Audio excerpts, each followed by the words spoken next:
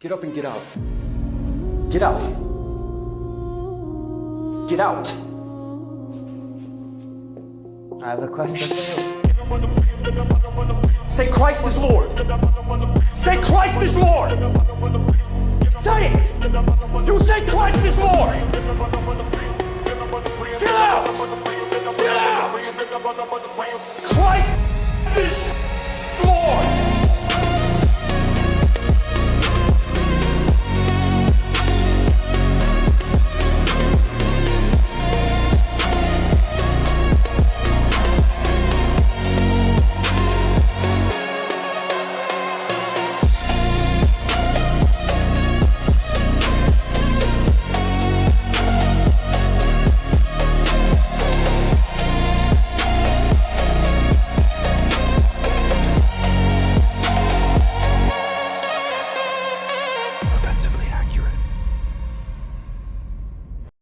Hello and welcome in, everybody, to another episode of Offensively Accurate, hosted by yours truly, Atlas Thugged, aka White Boy Voice, aka another racially ambiguous Groyper.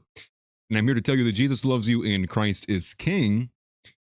Unfortunately, alongside everything else that's going on in this country. And sorry to disappoint, but Josh is going to be a little bit behind. He was actually here a little bit ago, and then he realized he didn't have his laptop charger as his laptop was about to die. And so Josh actually had to take a trip back to work. And once he went back to work, he has recently texted me. He's on his way back, so we should be having him here in a moment. Struggle. I'll do my best. I typically don't talk a lot. You guys know this. I'm typically behind the scenes. I don't really do much talking. So I'll try to do my best to cover as much as I can. FL0 Windwaters just subscribed on YouTube. Yeah, way too mistakes. I agree. But good to see everybody in here. Mr. Moss, YouTube enjoyer, Smelly Balls. Ton Baker, good to see you. And who else did I miss? Toy Groyper, YouTube enjoyer, Mr. Moss. As always, good to see you guys in here. We have a good bit to talk about. And obviously with Josh in here, we're gonna be exploring the ends and the edges of the universe, if you will. Josh may be exploring the edges of men, but that's another story in of itself. No, just kidding. Shots fired. Anyways, I heard Smelly Balls and him were in a relationship. We're not gonna. Am I interrupting? am I interrupting something? At Mr. Moss _ he sent $0 on these white people trying to kill me. That's funny. Thank you for the super chat, Mr. Moss. I appreciate it. These white people trying to kill me. These white people, they mad I be on my speakerphone. They won't leave me alone. The amount of videos that have been coming out from the black community have been disturbing, to say the least. Obviously been a wild ride over the last couple of days since the Carmelo Anthony conviction. That's been one thing. And so on the domestic side of the hour, we're getting enough distractions to fill a bucket. I lost with my train of thought there. Forget about that. Don't clip that. Don't cut that. But I think the bigger news of today actually revolves around Iran and the developments that we're getting with the Iran war. And more tacoing from Donald Trump. If you guys missed this, I didn't cover it too much in detail yesterday, but Donald Trump basically threatened, along with Pete Hegseth. They all went, they went to Florida. They got ready in the Situation Room. We're gonna bomb them. We're gonna bomb them hard. We're gonna really get in there, right? We're gonna penetrate deep. All those things that they were saying, which is disturbing in and of itself. And then it didn't happen. And just like we got this morning, that we're not going to strike them tonight either. There's a deal. A deal has been struck. It's over. It's finally over. It's what we've been waiting for. We finally struck a deal. We're at peace with Iran. Flowers everywhere. All the black men kissing that you could imagine. And no, it's complete bullshit. It's literally wholeheartedly bullshit. And glad hook right on time. Perfect. And I wouldn't even say that it would be Iran cucking Trump. This has been the pattern of behavior. This has been the MO of the war. And if anything, I think this is more so, the reality is that the United States, we have the 38th near deal. And that just kind of says it all right there, right? That's the entire scenario right here. And so really, ultimately, this has been a flailing, desperate, and I'm saying it's getting pathetic now at this point, attempt from the United States and Donald Trump to ultimately kind of wiggle as much as they humanly possibly can without jumping up or going up the next notch on the escalation ladder to find some level of leverage, some ability, some way to get closer to their goals, or at the bare minimum, be able to walk away, as Nick has been putting it, some kind of strategic victory. And it says it right there, and I'll read you this great, I thought this was beautiful. Rerum Novarum, which actually both was clipped by James Fishback in reference to one of the other stories we'll get to, which is that Fishback has been barred from the Republican primary debate. Only Rosie O'Donnell, except actually this time it's only Byron Donalds, because as they said themselves, they put forward some benchmarks. They actually put forward 3 benchmarks. One was about polling thresholds. One was about total like finances, donations they've racked up, funding, and the other was some kind of organizational benchmark that no one knows, and they barred James Fishback from being in the debate. But Rerum Novarum was getting some engagement from that post, being one of the first ones to it. But I have this other one from Rerum Novarum about this instance specifically in Iran. This is what they say. Rerum Novarum has now lost count of how many times in just the past month Barak Ravid has produced false reports. Either he's outright lying or his so-called sources are not as reliable as he believes. And to bring you guys up to speed, if you've not been paying attention, Barak Ravid, as we covered, I believe, on Monday, or maybe we did this sometime last week, but we covered that Barak Ravid specifically is a former IDF member. Not just any IDF member, he was a former Unit 8200 member. Barak Ravid, coming from the Cyber Warfare Corps in Israel, making his mark as he went from the from intelligence agency to journalist, which seems to be perhaps not the typical career pathway I would imagine it should go. But regardless, that's what he did. Barak Ravid went from working for the Unit 8200, working for Mossad as an Israeli person. Anyways, he went from Unit 8200 from Mossad to then he also worked for one of the more widespread Israeli news agencies, and where he is currently is he's working for Axios.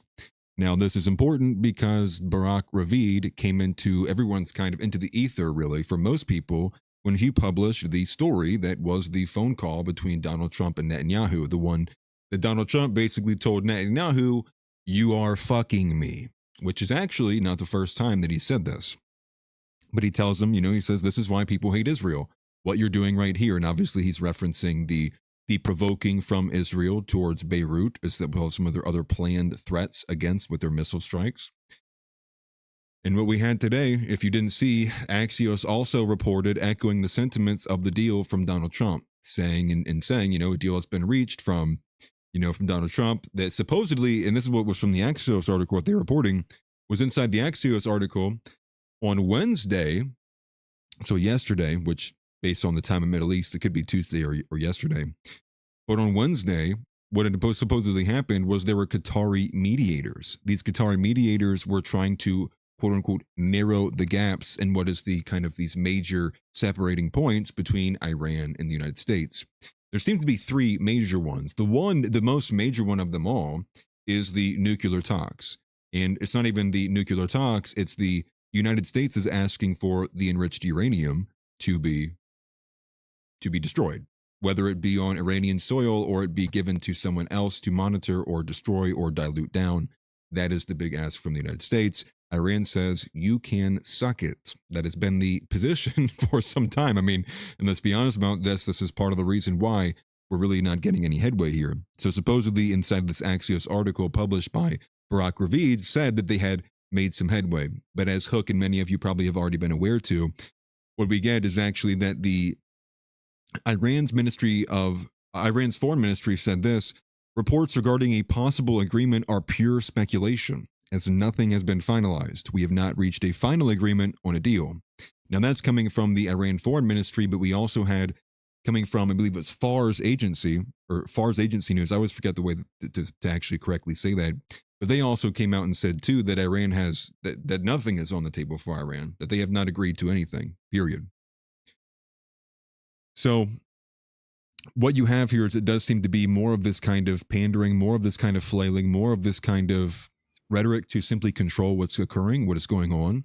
And I will say the big kind of takeaway here is the tacoing is showing a level of seemingly hesitancy to either move this up the ladder, or if anything, perhaps shows there is another element here that is perhaps keeping them in the negotiations, many of which would say Israel. And I think that would be true. But Josh just joined us. We're going to bring him back on. We're going to get actually into the mainstay of the show. And we're going to start with the unofficial Groyper report. We'll welcome in Josh VanderNord. Actually, he left. Forgive me. I got to bring in his camera again. Forgot he did this to me. Forgot he ruined my life by doing this. But 1 second. It takes no... Trust me, this isn't Zeb Boykin here. We can handle technical difficulties in a jiffy. And here he is. Perfectly. There we go. I'm sorry, am I late? I didn't notice. It looks like you are using a potato to record.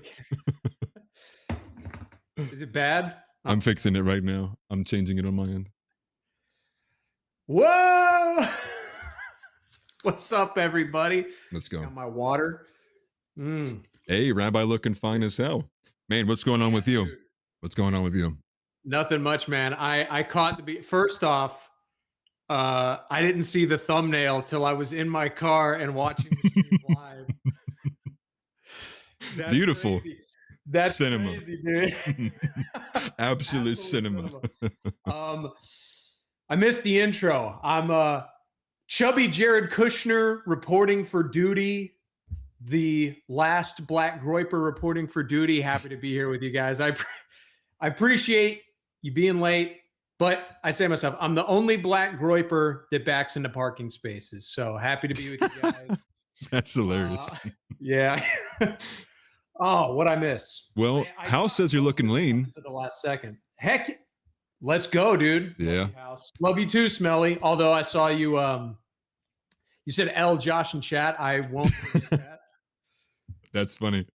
And Zeb says he's banned from using emojis. I have no idea. I saw you put that like the last couple of chats, but meaning to reach out to you. I have no idea. You should be able to use emojis. Everyone else can use emojis. Why can't Zeb use emojis? This is I think this is a user error. He's been shadow emoji banned. That's crazy. Yeah, Shed emoji banned.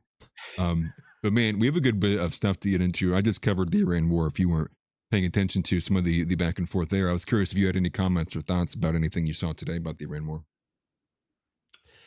Well, I mean, as you know, we talked a little bit about it in the green room. I've had quite a hectic day. I have not been on X at all. I have not been in the news at all. So I do know the war's back on. I caught the beginning of Nick's stream from last night. Yeah. So back to business as usual. Yeah. And I don't know if you cover this yet, but I know in Nick's show, he mentioned that he was going off the assumption on Monday of one possibility, which was that Trump was arguing in good faith to try and get Iran to come to the table and Israel was sabotaging it.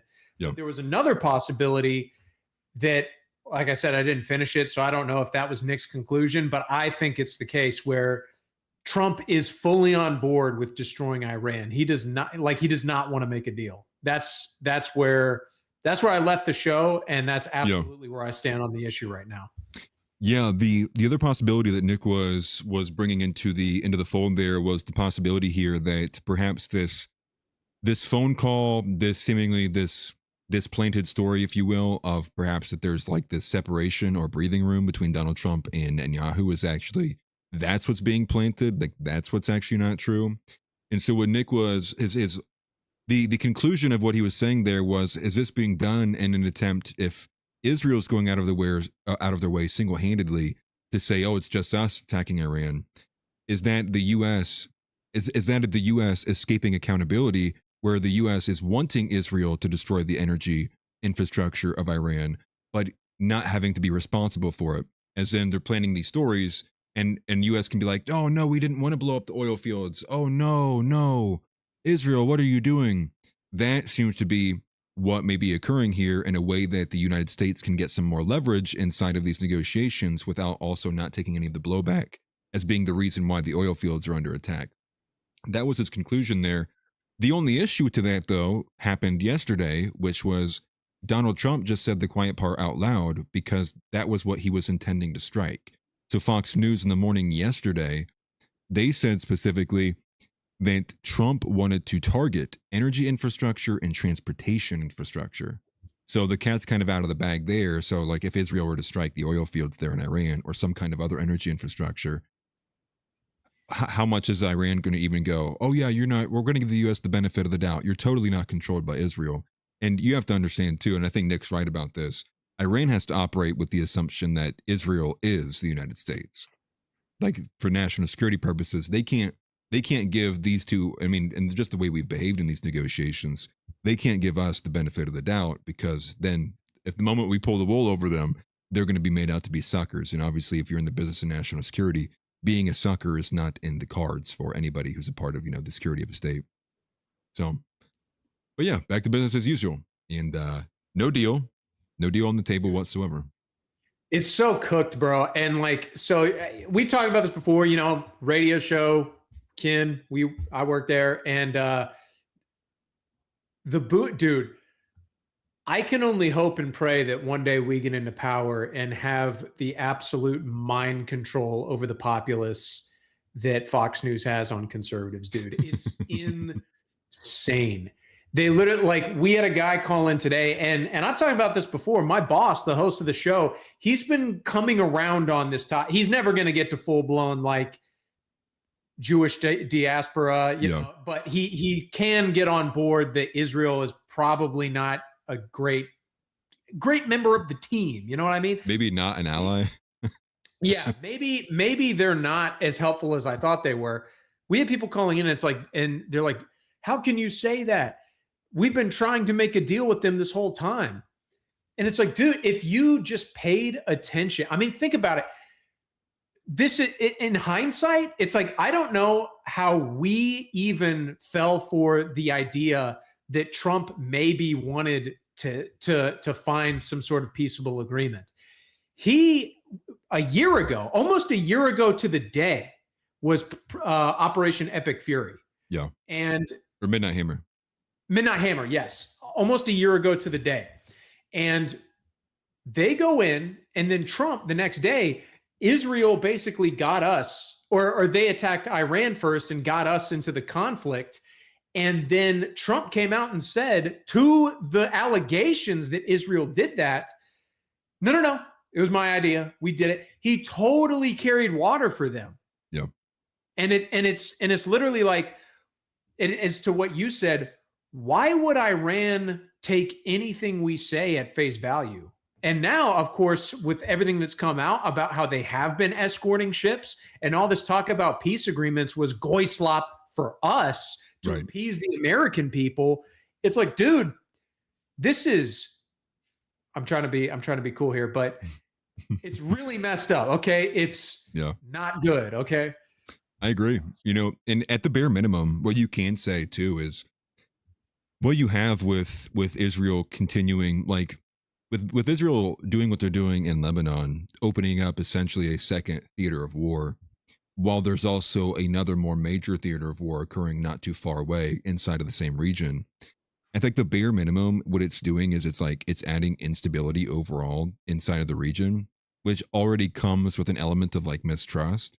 And so like, as long as Israel, it's like, if the theater of war didn't have that secondary element of Lebanon and Israel happening, there would probably be a lot more open channel of discussion. Even if it wasn't friendly, it could still be hostile. But when they're bombing and they're striking, and then for example too, like when they traded 3 strikes back and forth, but as soon as Israel struck Iran, like for the 3rd time and the last time, I believe on Sunday night, they end the night by sending 2 more strikes to Lebanon, because they're trying to continue to provoke Iran. And again, the main reason why they're trying to provoke Iran is because Iran is actually using the situation to their advantage by expanding their influence over Lebanon by saying, if you attack Lebanon, you're attacking us. And by doing so, for one, Lebanon, they basically gain an ally from Lebanon, but they also increase relations with Lebanon.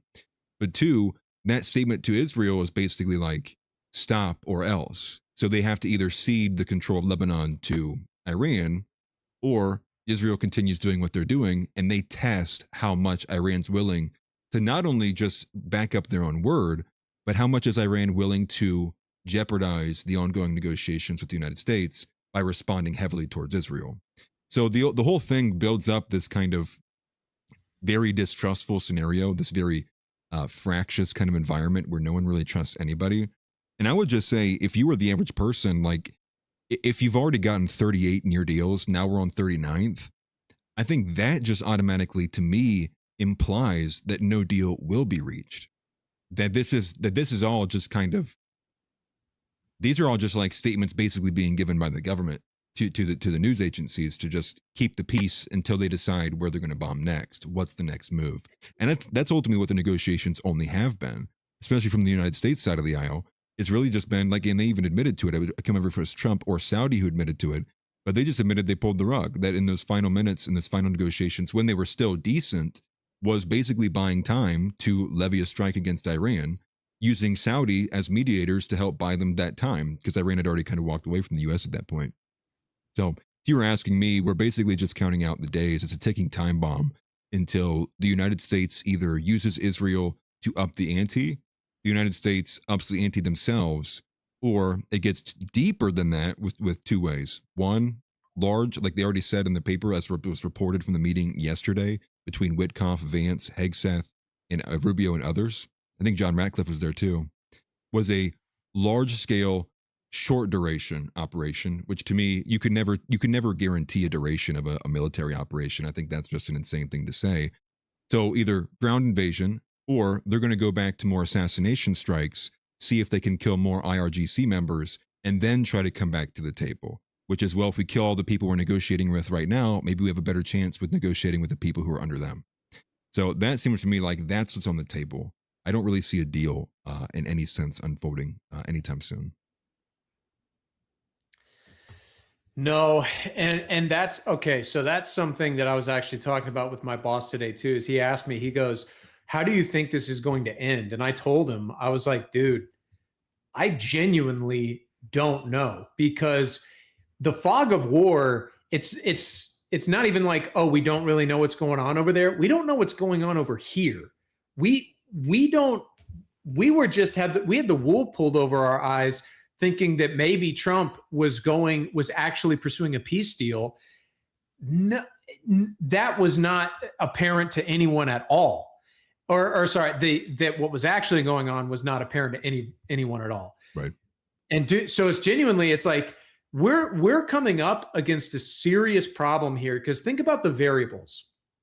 If this were George W. Bush, if this were Marco Rubio or what's his name, Mitt Romney, they would not be, the rhetoric would not be as harsh as it is with Donald Trump.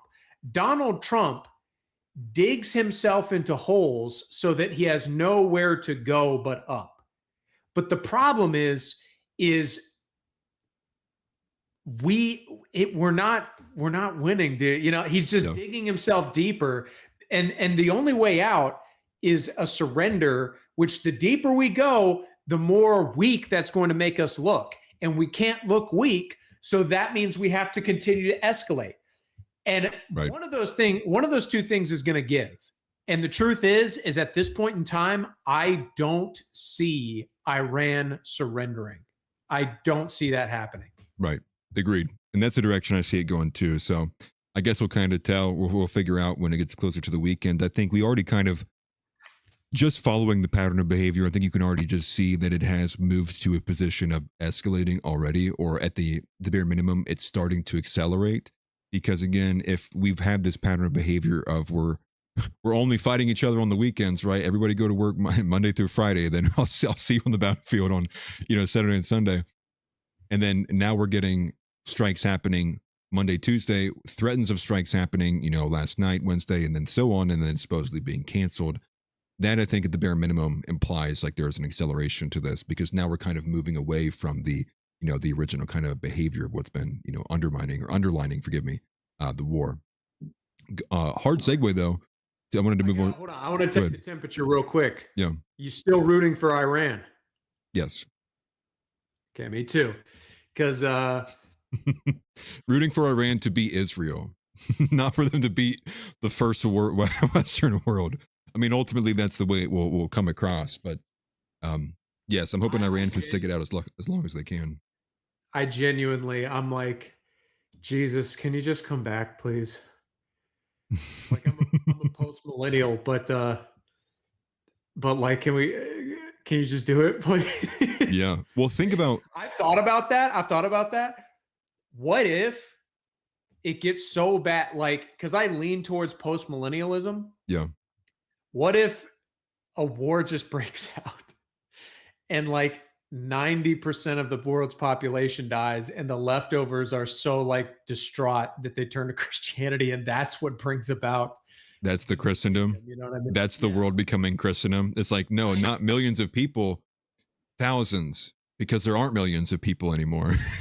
You know, like in that sense, I've thought about that. I also have these more like meta philosophical thoughts, which is, wouldn't like the moment that you thought that, doesn't that now rule that out of possibility? Because if we'll never know the hour nor the day, does that not automatically, if someone thinks it, it's immediately set it back further? Yeah, dude, I have that debate with my dad all the time. Well, I think when it says you won't know the hour of the day, I think that just means you can't be certain. You know what I mean? Right. Exactly. Yeah. And that's, I think, it just stands out as a good as a good verse to go with these cults that are like, no, I swear it's going to be today. It's like, yeah, okay, well, the moment you swore you knew it was today, I definitely knew it wasn't today. So we'll move on. Yeah. The astrology stuff, the like, oh, this summer solstice, Jesus is coming back. It's like, all right, dude, cool. Yeah. Whatever you say. Yeah, well, I mean, that seems to be the direction that we're on. Many people, I think, are fearing that just overall anyways. I mean, that's just kind of like been the general vibe too. And I think many people would just think that in general, just when like everything feels miserable, then they can view that as, well, if everything's miserable, it must be the sign of the world ending. I don't think that that's the direct connection there, but I think I understand why people feel that way. Did you see, so this is a hard segue, moving on to another topic here. Don't want to bore everybody with Iran war for, 2 hours.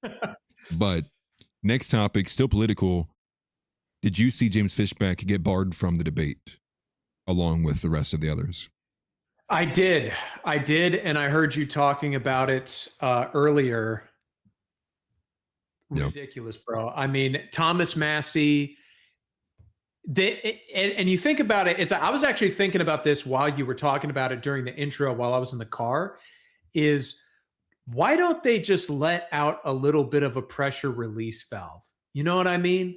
Yeah. Like, why not just let Fishback run, rig it, and then say, oh, this doesn't work? But they literally, like, you think these are very neurotic people. Right. They can't risk anything, bro. It has to be my way or the highway, no matter what. No questions asked. And it's super disheartening. I'm anxious to see where it goes. I mean, Lindsey Graham clapped ass in South Carolina. Big shock. Yeah. I was going to ask, how did you feel about that? What's it like on the ground over there? Are people like shocked, surprised? Dude, so my grandmother lives in Virginia, and I was visiting her, and I was talking about how it's like South Carolinians hate Lindsey Graham. Yeah. They hate him. I've never, moderate conservatives, regular conservatives, Democrat, they all hate him. Yeah. Everybody. Black, white, Jew, Gentile. Yes. Everybody. It is literally the consensus that he just can't lose. It is impossible to beat Lindsey Graham, so no one goes and votes. This is one of those where I'm like, go and vote, you bastard. Yeah. But like, dude, and it's so funny because I get ragged on the show all the time about how, oh my gosh, you're not going to vote, or you're going to vote Democrat? Are you retarded? Or I'm sorry, I don't know if I'm going to get you in trouble.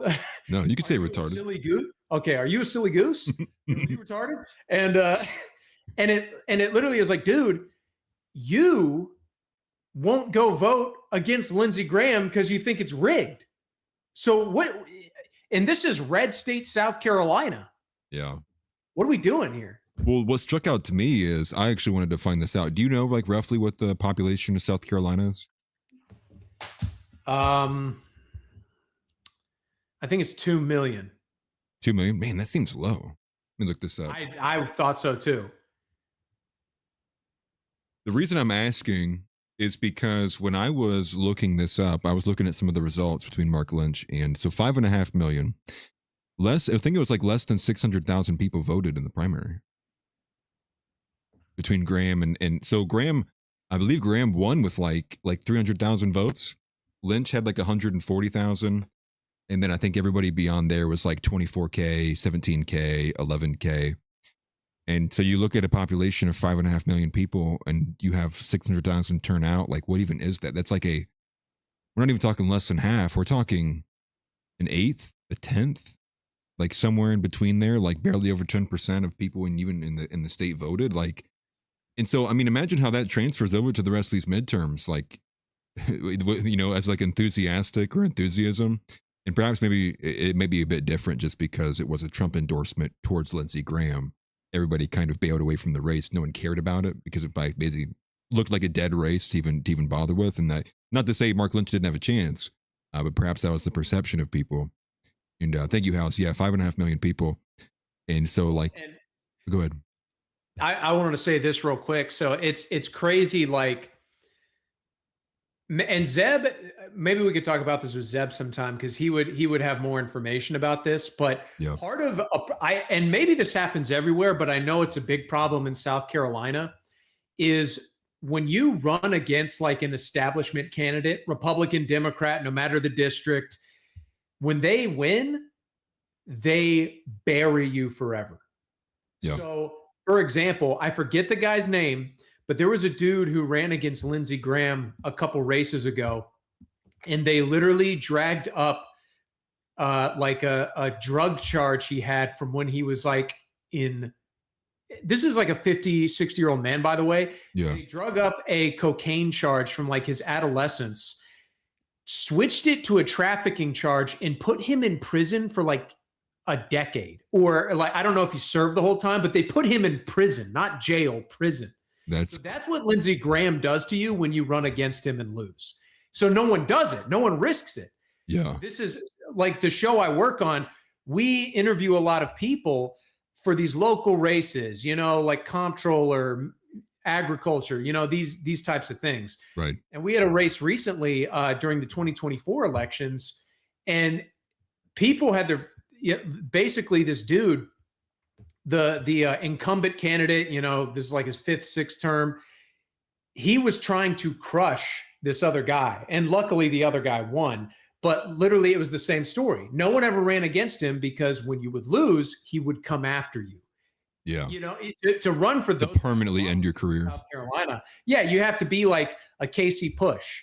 And then what does he do? He comes after your garage, shuts your garage down, literally destroys your life for running against him. Yeah. I've long heard from, I believe, Zeb as well, that there's this, beyond just like him going after campaigns and being vicious. Like I've also heard that like that there's also thoughts that some of these previous, like isn't there a list of people who've went against Graham who have died like in mysterious ways as well too? I think there's like 2 or 3 of them that were prior challengers to his incumbency. And it's been a minute since we had that conversation with Zeb, but it wouldn't shock me at all if there was like some extreme concerted effort for him to stay in, because he's been in office since what, 2003, 2008, something since then. Yeah, and that's the problem. Is like, look, I love South Carolina and I love Southerners, but the stereotypes are kind of true. They're kind of like, well, hey, I'm just going to sign on a dotted line and vote red every time, because like the senator in that seat before Lindsey Graham was a guy named Strom Thurmond. Do you know who that is? The name is very familiar. He was in that Senate seat for like 50 years. He literally was 100 years old in the Senate. Lord have mercy. Maybe that's why I knew about him, most of because of his age. Yeah. And so that Senate seat has been held by only 2 people since like the 40s. That's the state of South Carolina. That's crazy. And part and parcel, they get away with it because there's no voter enthusiasm, just like we went over. So it's like the same people who have probably voted for those guys like Graham, the first time he won, are still showing up and voting for him again. At least you'd have to imagine, because it's hard to tell like who's waking up in the year of 2026 and going, you know what? I am going to vote for Lindsey Graham. This seems like the best choice for me. It's like, I mean, maybe there's new boomers coming into the fold voting for the first time, but I find it hard to believe that there's anybody younger than the age of 60 who is a new voter for Lindsey Graham, or hasn't at least voted for him prior. I voted for Lindsey Graham so he wouldn't kill me. It was a safety vote. I'm going to cast my safety net out here. Yeah. But no, to bring it back to Fishback, this story blew me away. So I looked into it because I was really wanting to know the details of this. And so if you don't know, Fishback's primary is happening in August of this year. So it's like August 18th, I do believe, for the primary there in Florida between Fishback, Jay Collins, Byron Donalds, and there's like also a fourth guy. It's like Paul Renner, I think is his name, or Paul Rennan, something like that. Regardless, he's irrelevant.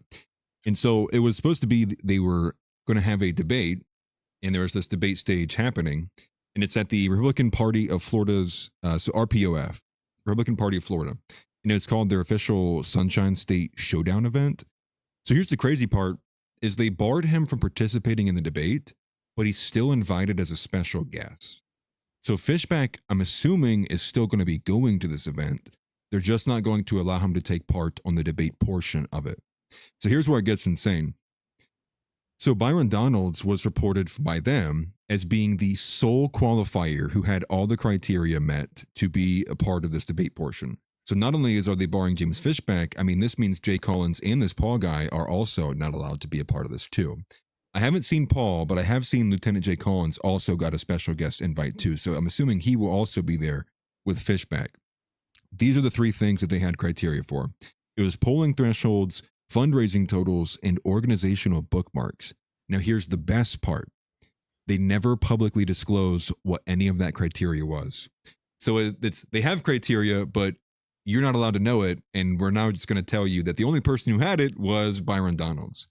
And I think that that's only served to fuel even more speculation by people thinking that this is rigged. If you're asking me, I think it most definitely is, because I think what most people fear is Fishback on the debate stage with anybody. And I think that's the sole reason why they're doing this. Yes, you can speak, but not with Byron Donalds also on screen. And so I would imagine, if anything, if I was James Fishback, I would hope that I'm speaking after the debate portion, or I would do everything in my power to do it. Because what I would do in that moment was I would say everything I would have responded with to Byron during that portion. I'll say it during my part of the speech later on. Like, you can't escape me. I'm still going to use it. I would use the whole 10-minute slot they gave me to attack Byron Donalds if I was Fishback. So I'm curious to see what he's going to end up doing with it. But that is the gist of the story. And so, rigged, or are you trusting the Republican Party of Florida? Well, so I was actually thinking about this when the whole beef with Nick and Dan Bilzerian was going on. Is Nick was criticizing Dan Bilzerian for, being like a retarded anti-Semite. Like, well, he's just a Jew, low IQ, mainland Jew, low IQ, dude. The 5'8", like when it came out, he was 5'8". I was blown away by that. His camera team are experts because he looks like someone who's not 5'8" if you just get the right angle. Yeah, he comes out that he's 5'8", you start going, he could be anywhere. That was good. That was good. He's like Tom and Jerry. He's got like a little archway. He has, yeah, Dan lives over there, and I point to like the hole in the wall where Tom and Jerry fight at. It's like the little rat hole in the wall. I saw somewhere where like someone had edited, like it was him on a Zoom call, but they edited like someone walking behind him, but it was like the camera was on the ground, so it looked like a giant person. That's funny. Perspective framing. Well, you are right. I mean, Dan Bilzerian, by all accounts, I would assume he was just like a regular sized guy. I mean, from all the Instagram stuff and like the women, and like I've seen him on camera so much, it's like it's kind of in my subconscious, it's like he must be like an average size, an average person. Right. But the reason I brought him up was because I agree with Nick. I like Fishback. I like the Fishback campaign. There's a lot of energy there. But can it win Florida? You know what I mean? That's my concern. It's not as bad as it's not as bad as Bilzerian, obviously. But especially with this, I'm really doubtful because Nick covered this earlier in the week too. And it's easy to forget about. It's easy to kind of like you just lose track of these things. Election rigging. Yeah. That was never fixed. And that's all they need, dude. That's all they need. I mean, you look at the race in California, you look at even the governor's race here in South Carolina, there's a lot of fishy stuff going on there. And so I'm just worried for Fishback. Yeah, I do hear that. I guess well, kind of what you said before, right? Like if they felt that confident or had the ability to rig, I mean, surely they wouldn't be doing these. Surely they would allow Fishback to debate because they would have nothing to fear, right? Would that not be like the most? Would they not? At least to me, does that not seem to be the most logical thing to do? Like if you really want to rig an election, don't do anything prior to it, but just when the votes come in, that's when you rig it, because that way it seems like everybody had a fair shake. This early on, I mean, it's already, I think, kind of threatening the integrity of what people will believe or will take from the results, at the jump. But I guess, to go to some of the polling data, I can pull it up here. We have this. As I was looking up the, the population of South Carolina. Fishback actually posted some of this himself earlier. Let me find this here. He is dominating in the youths, if you will. So we have his reaction there, but he posted this not too long ago. I promise you, he did right here. So you have this. He quoted his own self. So this is from Political Polls. The new Florida governor primary has Donalds at 42% and Fishback at 39%. And then there's another one that he separates it for, which I thought was hilarious. It's him like literally choking out Byron Donalds. Lovely photo. Renaissance painting right here. But this is him between the 18 to 19-year-olds. Or 18 to 29-year-olds, forgive me, from the Public Sentiment Institute. Fishback at 54%, Byron Donalds at 36%. Now, what's wild about this is Byron Donalds himself has posted his own polling data, which I'm sure I can find down here. But the Byron Donalds polling data that he posted himself had like Fishback at like an 8% chance. I don't know if I can find that or not.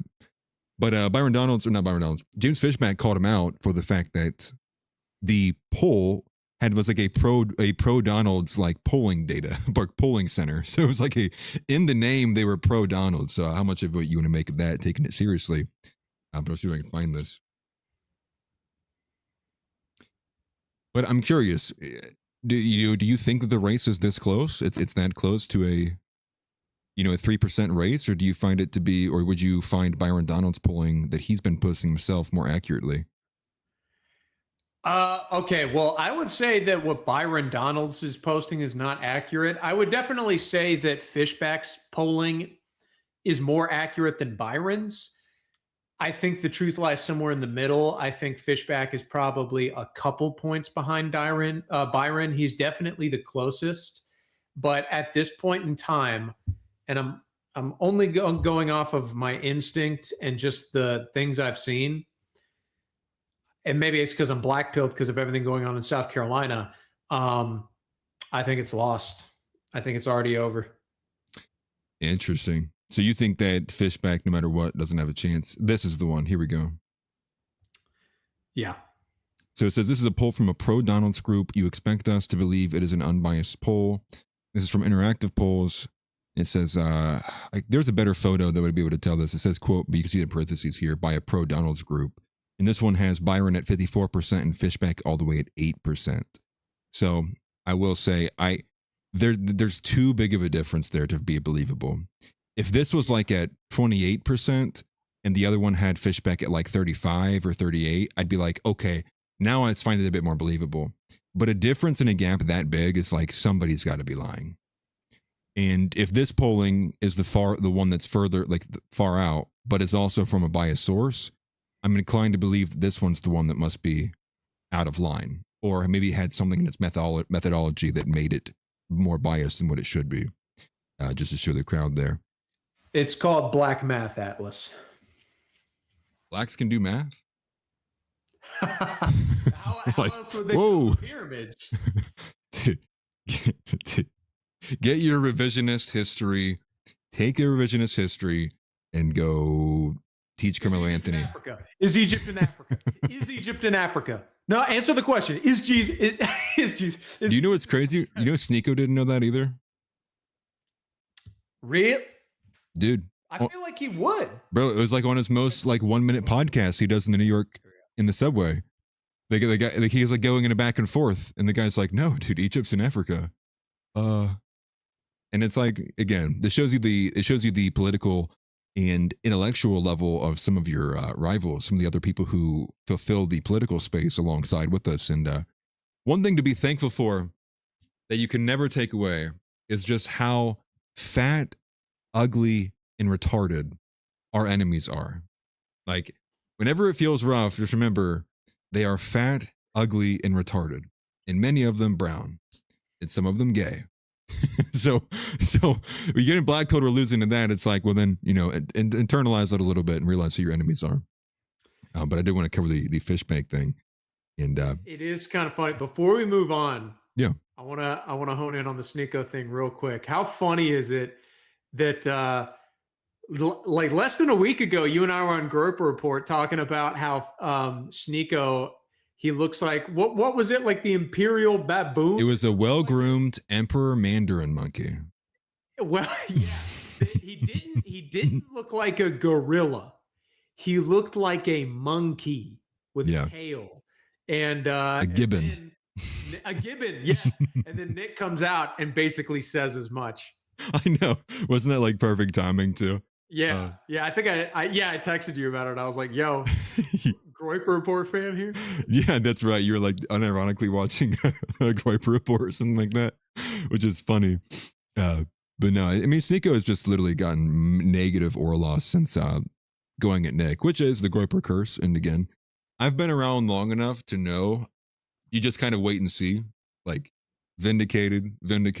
Groyper curse will set in at some point. There it is. You know, it's the way it happens. But I just wanted to show you the last bit on this topic here. Byron Donalds, or if James Fishback calls out Byron Donalds directly, tags him, says that he's trying to steal the election. He also reminds Byron that stealing is a crime and that you of all people should know that.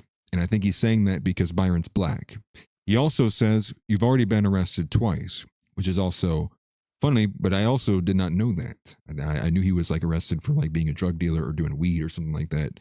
But then he has the rearm arm. Byron was arrested twice?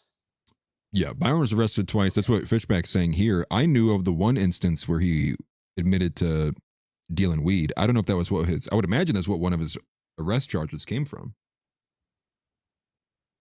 Oh, interesting. I didn't know that either. Yeah. Or maybe he was, you know, doing Grand Theft Auto. He was on his speakerphone in the Nissan Altima going off the sidewalk. You know, maybe something to that effect. Who knows? But moving on from the James Fishback thing, I am rooting for him, and I try not to be too black put on this kinds of stuff. But ultimately, I think there's always a possibility exploitation can happen, and I guess we'll have to see too. But maybe he can ultimately use this as a leverage to launch maybe a more broader, bigger campaign. But did you want to cover the Nick beef with Ian Byington, who I don't know much about? Yeah. So Reed sent $5 average Byron Donalds. Hey, my baby. Yeah, So, what's going on? I ended up going back to the Dollar Tree. Nah, what you get? Somebody told me to Yeah. mix Average Byron. the sneakers Sneakers. with the tweets. Okay. Together and you don't need none of that. I don't even think you need one of them separately, let alone together. You already got chicken seasoning and flour all on your shirt, but meals of old. All right, I just don't know if that's the best idea. You already breathing hard and okay, good. Cheers, Dan. Just drink a little bit. you already breathing It ain't hard. nasty. You like snacks. You like it. Yeah, mix it up. I know you ain't praying. Okay, well, I'll just... Oh, wait a minute, bitch. Is it good? Just taste a little bit and see. Just a little bit. A little bit. my Okay, God. damn, The clown sound's hilarious. Deep throat, my goat. A W media donation. Thank you. I totally forgot to redirect the sound of the super chats. So I know Josh just got pelted with the loud ding. I'm surprised we didn't see you like fall out of your chair. because that shit is loud, dude. I know. Atlas, are you there? I can't Yeah. hear you. Are you deaf now? You gone? Yeah. Oh, dude, the video. Reed sent $5 average another fire one. Donalds. Hey, my Another baby. one. Yeah, what's Bang. going on? Bang. I ended up dude. going back to the Dollar Tree. Nah. What Take you it did? down. Somebody from the told me corner. to Yeah. mix the sneakers Is it the same video? It is with the the same one. With, Oh, come on. Together, Hey, I'm gonna turn it down a little bit so Josh isn't getting annihilated. You need one of them separately. But W, thank you for that. You already got Hopefully you meant to send that twice. I apologize if you did not mean to send it twice. Power Chat's seemingly been having a little bit of issues and some of that stuff, by the way. But we will play the media. I'll keep the sound on in the background. I'll keep it center here too. Is that okay? I wanted to ask you about that actually. Yeah. Someone donates to play a song or play a video. Are you required to play the whole thing? So there's two settings. I have one. It's like so $5 and up can get you 60 seconds of any video of your choice. And then I also have, if you send in $10, it's a 300 seconds, so 5 minutes. So you can send in a 5-minute clipper as well too for $10. Those ones are bangers. If we get songs, dude, we were Okay. What was that song? I'm not white. I'm Jewish. Yeah, that was heat, dude. I'd never heard that before. I was listening to that stream and I was jamming out in the car. Dude, I love the music video too. He was doing the exact same dance. It just like random spots. He was at like a soldier's funeral. He was in a school.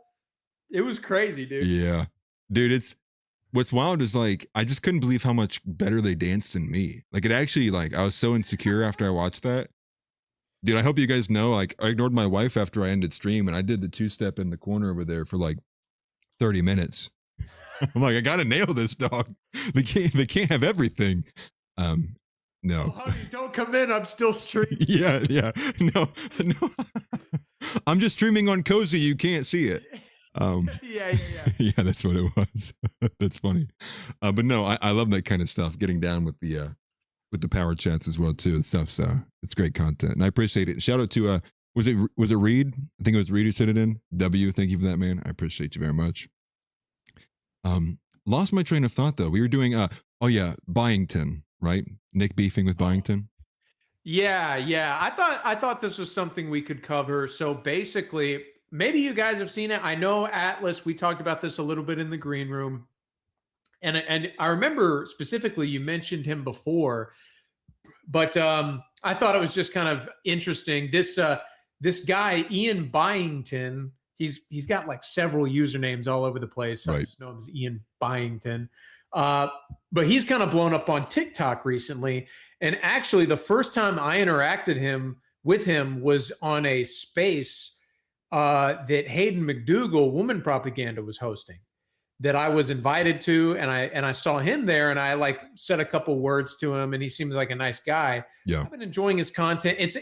He kind of came up in the wake of Woman Propaganda along with Verillium, but I don't think he didn't quite get the notoriety that Verillium did. Word. But I think his content is better personally. You a big Verillium fan? No. Not at all.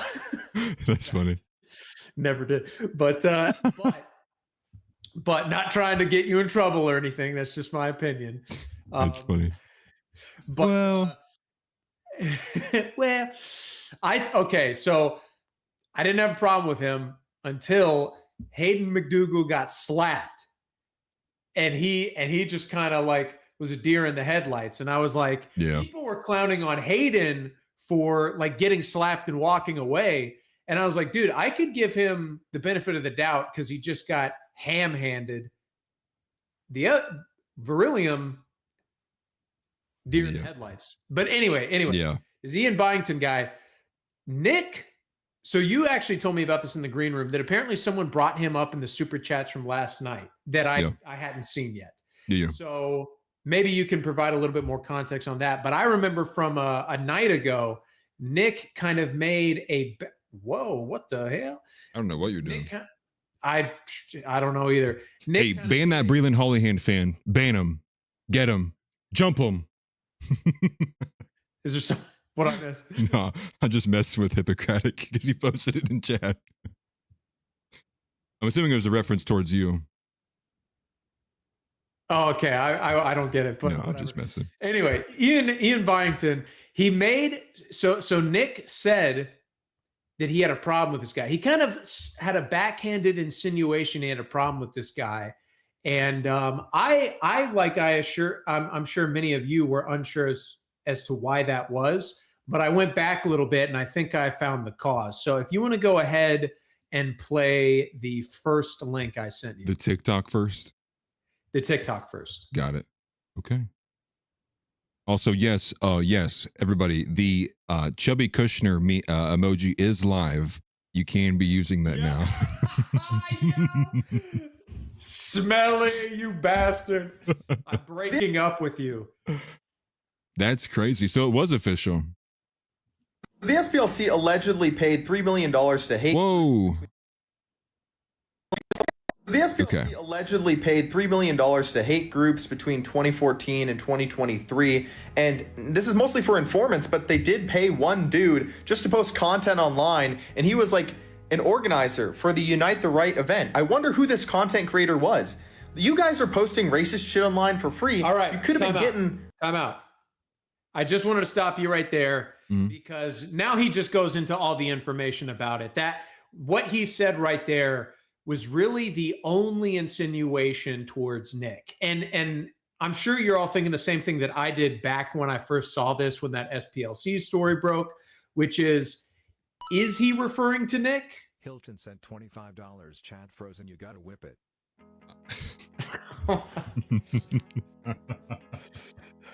That's crazy. I see why people do the bigger TTSs because it does derail a bit. Hold that thought, chat. I did fix it. I did see it. Trust me, I did see it. All right, we're playing it. It's just Josh and you guys now.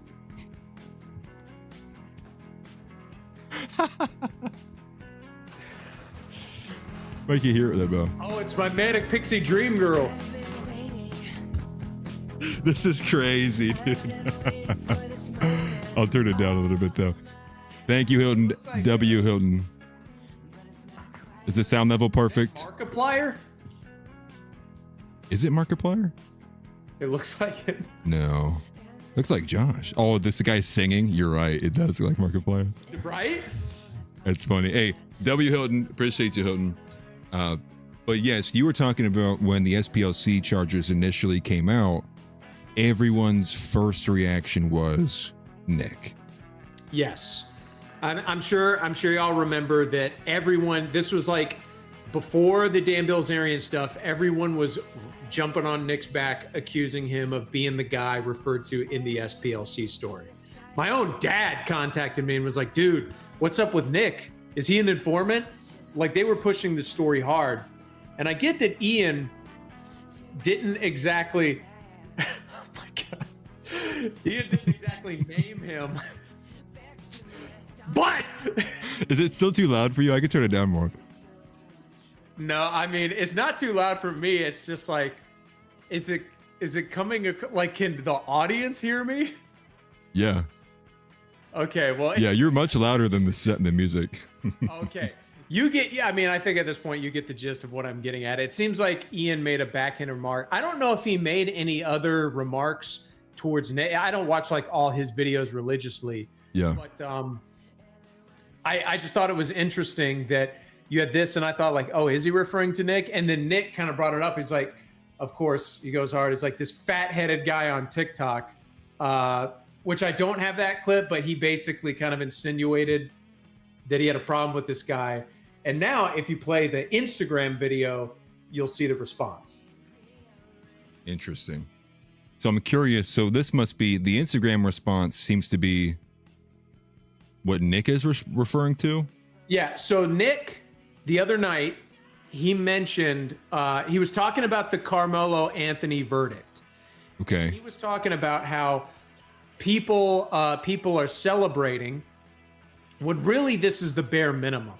And how disappointing is it that we're getting so excited over something that is like this? Why? What does it say about the state of our country that we're this excited about a guy who so obviously murdered another guy getting convicted of murder? What does it say about the state of our country? And he was clown. And so Nick brought up this guy's video, which he references in the video you're about to play. But this is him responding to Nick's backhanded remark toward him. Got it. Okay, so it's this one, right? Yeah. Can I pause it? Okay, I'm sorry, Hilton. I'm going to have to make this smaller. Josh is getting pelted. Let me move this. Actually, I'll put it right above Josh. That's where it belongs. And let me fix this here. I do appreciate the power chat, though, Hilton. W's. Always. Love you, brother. All right, now here's this. And you can see the video that he is referencing right here. This TikTok is the one where he got in his car and basically celebrated of the conviction. Hilton said, yeah, let me hear more of your gay points, Josh. That's funny. Okay. Oh, there's no sound. I can't hear it. Yeah, it's muted. Let me do this. Was happy. It got 1.1 million views. I didn't expect that. Somebody asked me, they said, why are you happy about this? This is the bare minimum. Now, this isn't the only person that asked me that. I had a lot of comments saying that, so maybe they're just copying what other commenters are saying, but to that I say, in the context of this video, I posted 3 videos very quickly. I've been invested in this case since the news broke of the Austin Metcalf murder. I talked directly with 2 people who were at that trial. I was covering the trial itself from the day that it started. I've been seeing all the shit that people say online. I saw the, fiasco with, people raising $700,000 for this murderer. People justifying it online, saying, where's Austin Metcalf's grave? I need to take a piss. Austin Metcalf is maggot food. Go after Hunter Metcalf next. People swatting Austin Metcalf's dad's home and at the mom's home, So I see all that shit. And I'm invested in this case. And, I'm moving right now. It's hot as fuck. Like, I'm unloading a truck. I break away from moving. I go to my car with the AC. And I've been covering this case. I'm like, hey, they found a verdict. I posted that video. I posted another video. Here's what I think it's going to be. Third video, this one, he's guilty. It's an open and shut case. I say it in the video. Lock his ass up and throw away the key. So I agree. It is the bare minimum. But what do you want me to do? Like, do you want me to call for violence and say, here's what should happen to Carmelo Anthony? Because I'm not Jake Lang. I had a friend, Womp Tomp, who got banned yesterday for talking about the Civil Rights Act. I know that I would get banned. Now, I agree fully that this is the bare minimum. But at the time that I was filming that, I didn't know the sentencing was only 35 years. He should be in prison for life. And I think that the people uploading these videos and posting this crazy shit on Twitter and on Facebook where they're calling for the murder of white people, they should be in prison too, probably in a work camp breaking rocks. I made this video yesterday about the Carmelo Anthony case. Yeah, they should be in work camps breaking rocks. That'd be charitable to these people. But I see now why he's responding to this. But again, it's like you throw it out there that you're gonna walk it out there and you're gonna halfway kind of play around with these accusations. I mean, I don't know. You're gonna get what's coming to you. I don't know much about this guy. I'll be honest with you. You seem to know a lot more about him than I do. I see him on X way more than I do on like Instagram or other places, but I also don't ever use IG or like TikTok nearly as much. But I do want to say popular on TikTok than he is X. Word. And that's why like I just remember clocking his comments that I was like, that sounds like he's talking about Nick when he brought up the SPLC thing. And then Nick mentioned basically exactly that video that he's referencing. And now he's coming out and he's not saying Nick's name, which why not just say it? Yeah. But he's clearly referencing what's going on because like he's terrified. Yes. Who else could he be talking about? Oh, yeah. They're following in line with other commentators who did what? Criticized him for exactly what he's responding to in this video. And that commentator's fans came out in bulk to attack him. Yeah. It's Nick. This is interesting though. I'm curious. I don't know if it'll go anywhere, to be honest with you. Ian Byington guy. I think that's how I know him though. Our Own Nation. I think that's how it is on X. I do believe Our Own Nation. I don't know what his like name is or what he goes by at all. But you said he came up with what? Verillium himself, and you said somebody else. In the wake of woman propaganda, he came Woman propaganda with Verillium. Who's that other guy? Josh something. Who they did a bunch of the react. Oh, Hames. Yeah. I've seen people send me his content lately too. It's to me, it's just a bit of a LARP from Hames, to be honest with you. Like the cigar and like that whole thing to me is just like just hit your vape, dog. You know what I mean? Like just suck on the battery. We're vaping now. Crazy performative. He's like right. his like like his insinuations. The Disney adult millennial actions. I get it. I do want to say thank you to the super chat from Craig. I'm gonna replay this one. If it worked. Maybe not. I guess not. Okay. Well, I thought it was gonna work. Craig says, hate to say it, but Atlas fell for the e-girl check DM. And no, I know what you're referencing though. I responded to, I don't know if you saw this or not. There's a girl that Elijah Schaefer seemingly is wielding around now too, as another one of these trad e-girls, if you will. Her name is like Lisa something. No, not really sure what her name is, but it got discovered rather quickly that this woman, her her original handle on TikTok was King Von's Throat Goat, and it's being revealed that she was a race mixer. She is clearly just being performative. This is another grift. I was responding. I think I said what to say. Average Groyper W, because the person posting was one of the Krasenstein brothers. Can't remember which one. They're both equally gay and Jewish, but one of them said something to the effect of, hunt this woman down. We need to hunt this woman down. We need to, make sure that she never has to work anywhere around white, non-white people again. And I'm just like, that is a gift. Can you do that for me? Lord, I've seen what you've done for others. Do that for me. And, but what did she say? She said something to the effect of, oh, it's like a 3 or 4 second video. She like leans in and she like whispers to the camera, and she was like, they're chimping out. She's like, they're chimping out. It's, N-word dumb. So replace kingdom. Replace king with N-word dumb. And that's what she said in the clip, and that's what was making her go viral. And then Nick responded to it as well too. I don't know if it was on the show last night or 2 nights ago. I can't remember. But either way, he did respond to it, and he was like, I have no idea what's going on. But again, no, trust me of all people, it's never e-girls, right? Okay, trust me, I would never be falling for an e-girl.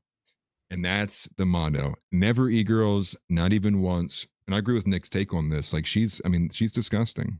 This woman is really disgusting, and she is probably just ultimately grifting and joining it. And she was like, "Hey, Sarah Stock got paid. Sarah Stock got clout from doing this with Elijah Schaefer. I'll do it too."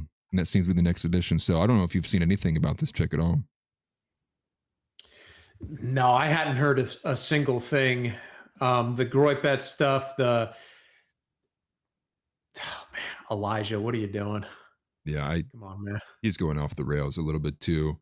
And I think what was not mentioned on the show, but I think that there's a strong kind of maybe undercurrent of disagreement. I think perhaps between Nick and Elijah Schaefer. I think specifically, but I'll let Nick handle it. I won't go out of my way to start any kind of beef or anything. Did you see the Thomas Massey in the USS Liberty event? Any of this? And okay, so what are your thoughts on it? Screen grab. Yeah. This sucks, dude. This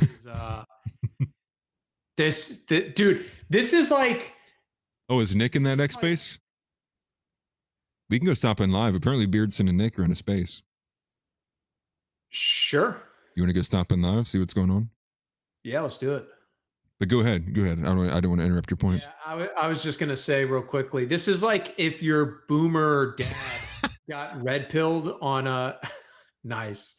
It's like if your boomer dad got red pilled and made a song parody about. Or you have these posts.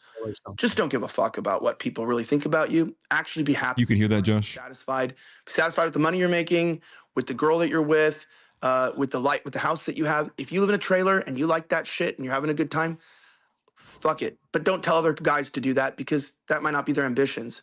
Live your life to your ambitions and be a conqueror. And remember, there's no such thing. There's no such thing as a Negro or a perfect woman. They're all going to let you It's down. Elijah Schaefer right there. With women and just have a good time and don't put them on a pedestal. That's all you got to do. That's it. I'll leave it there. And I do love my girlfriend, and it's fine. And I'm not white knighting or something for it, but I love her. And I just quite frankly, like, you know, if someone did disrespect her in front of me, I'm gonna break their fucking nose. But also, it's the internet. And if people want to be disrespectful to either of us on the internet, it comes with the game. And I don't think anybody seriously, especially Beardson. It's like almost better if people think the wrong things of you, because here's the thing, they're at least thinking about you and they're trying to make sense of it. And that's how clicks are made. That's how money's made, is that people think about you or want to hear what you have to say. And it's worked for me for a long time, which is why I don't mind like Beardson.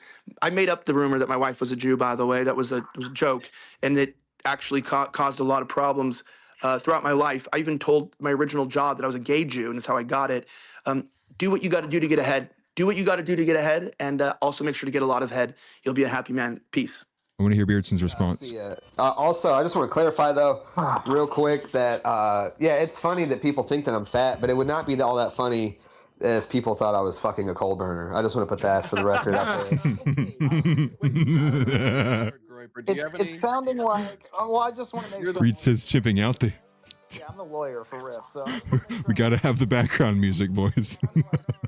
You guys want us to do a course correction. W, appreciate it, brother. Thank you. I mean, look, I don't. You I'm just getting the feeling that something's wrong here and we need a course correct. Is that true? I just trying to sense the vibe. The vibes are not too good.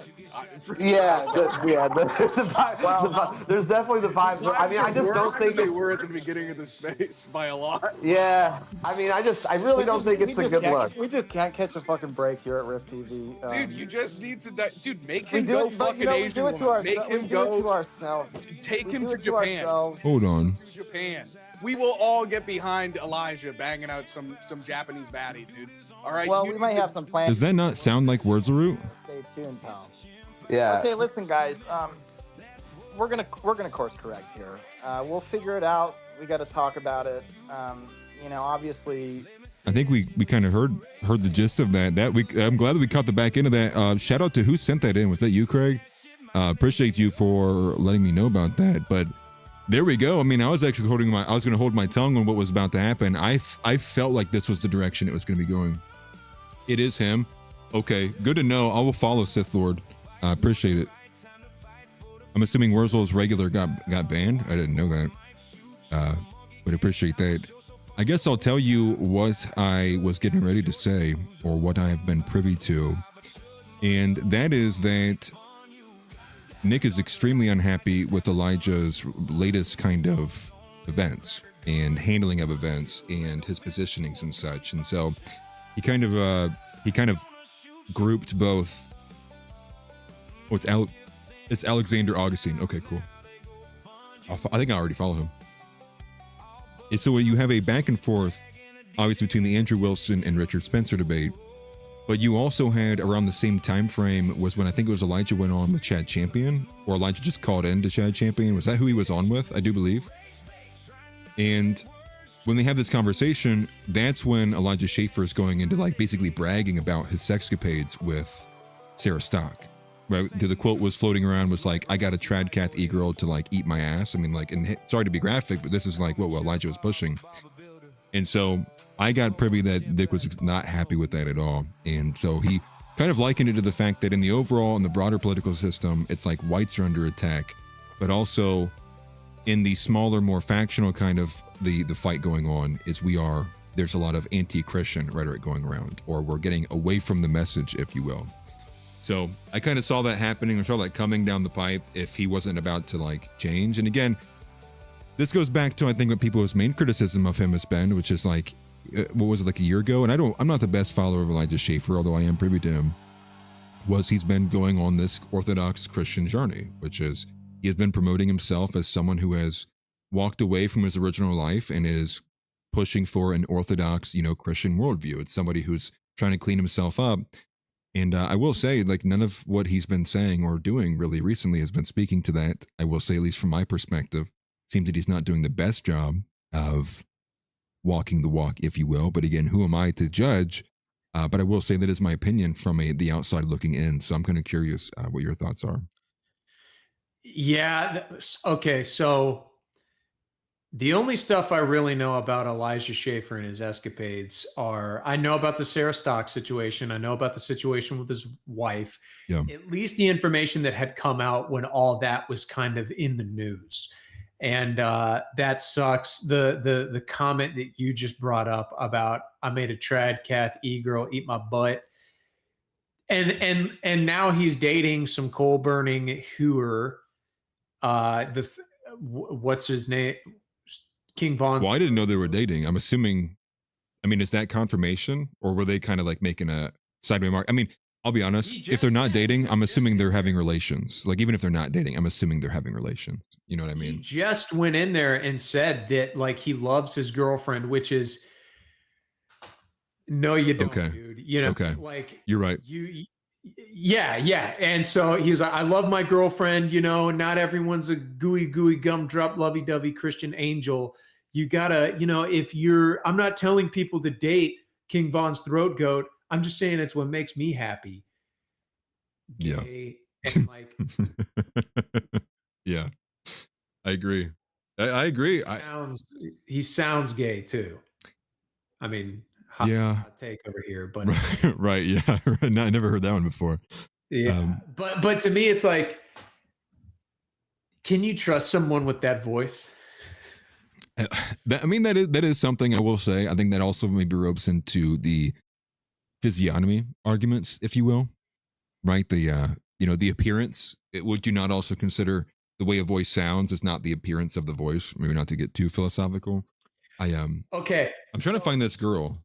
So you want to hear something crazy? Do you remember it was a Jubilee video, or one of those videos where it's like they sit around a table? I'm gonna try and find it and send it to you. But there was a Jubilee video where it was Ben Shapiro versus a bunch of liberals, and I think it was a transgender guy, like a male to female transition. I couldn't really tell, and he went up there and he like was dog walking Ben Shapiro, and then like went to shake his hand and did this. Do you remember that video? I don't think so.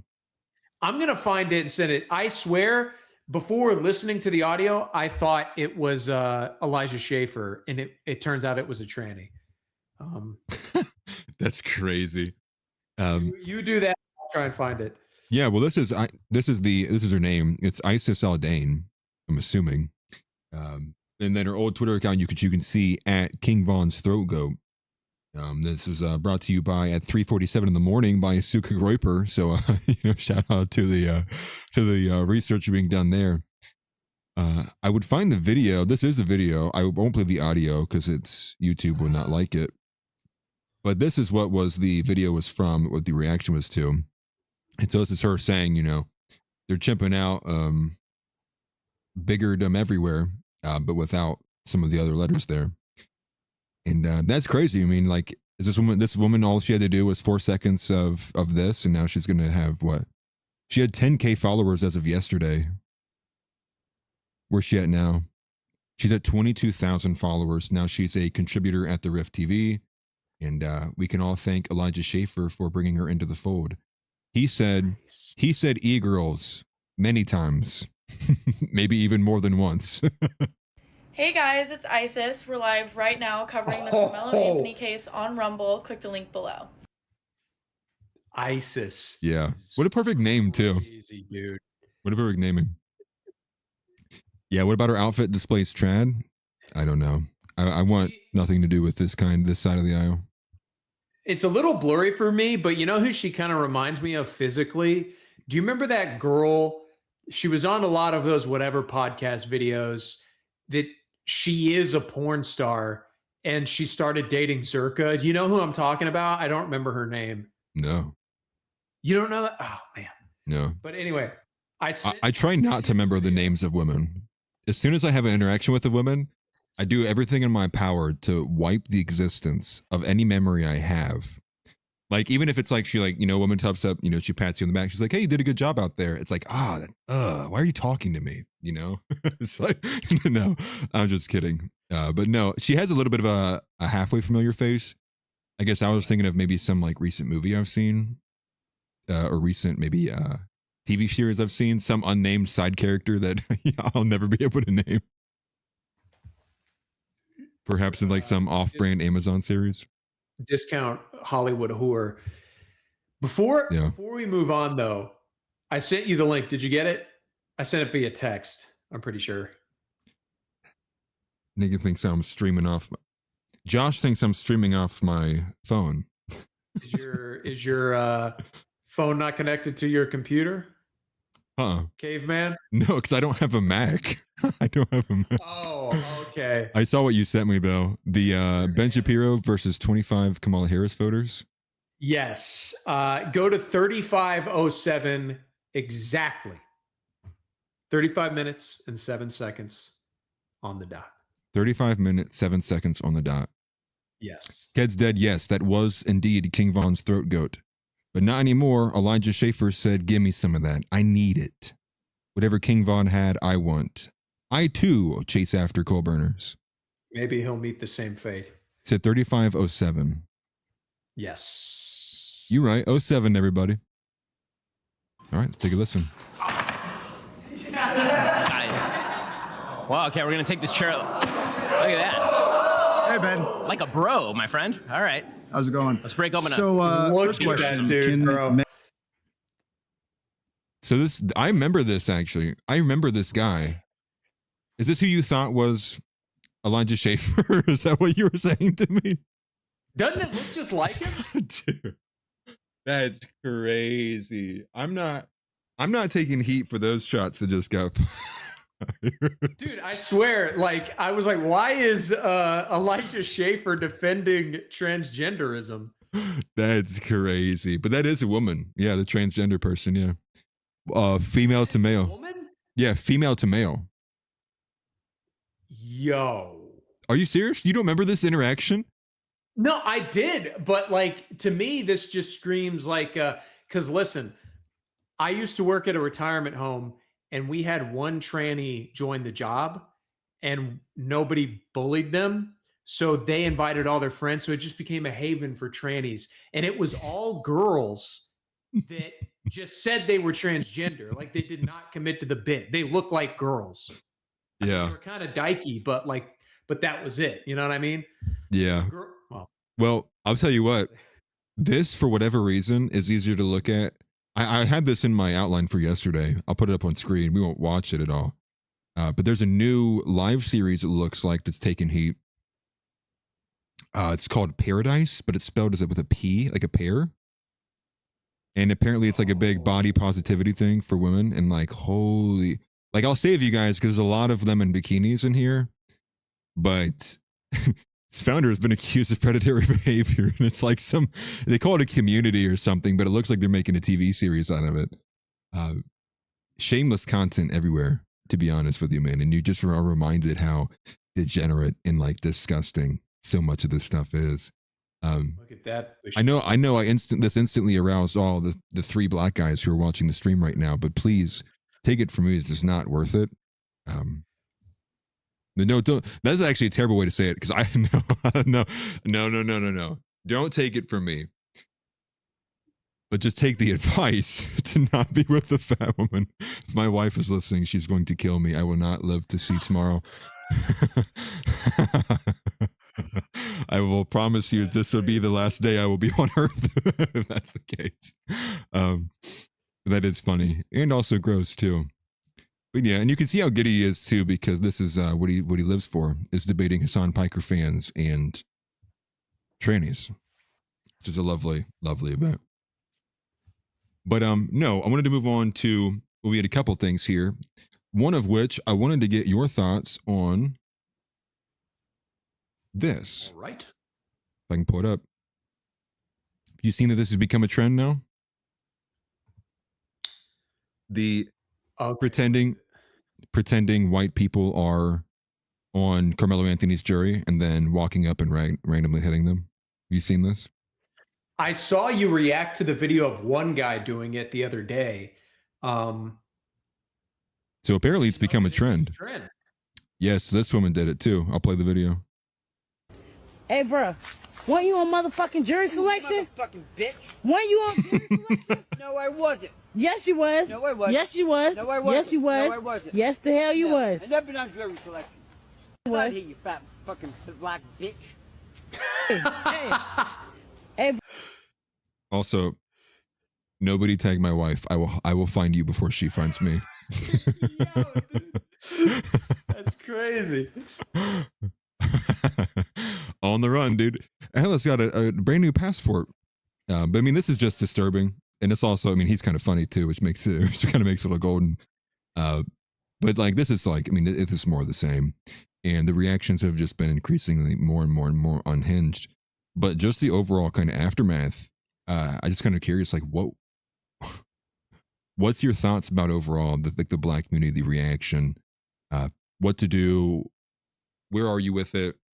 You know, how do you feel when you're looking at Belfast, the riots? Like, where are you at with all of this? Because I like what Nick said, which is like we want to not proactively, like, directionally push for violence, but it is also at the same time cathartic to see white men stand up, similar to the one he referenced, which was, and I saw this actually on my own. There's a video of I think it's in Ireland. Straight up, this migrant is literally just is on the subway, standing with his pants at his ankle, just flopping it out, and this white dude just shows up and starts beating the crap out of him. And so I agree with Nick overall. It's like it's very cathartic to see like white people stand up. And if anything, maybe the point there is to say, okay, white people do have a breaking point. We have been contemplating if there even was one for the longest time. And I think that's actually a positive, which is, okay, there is a breaking point. You know, white people, there's a breaking point with white people here, actually. So I'm curious what your thoughts are.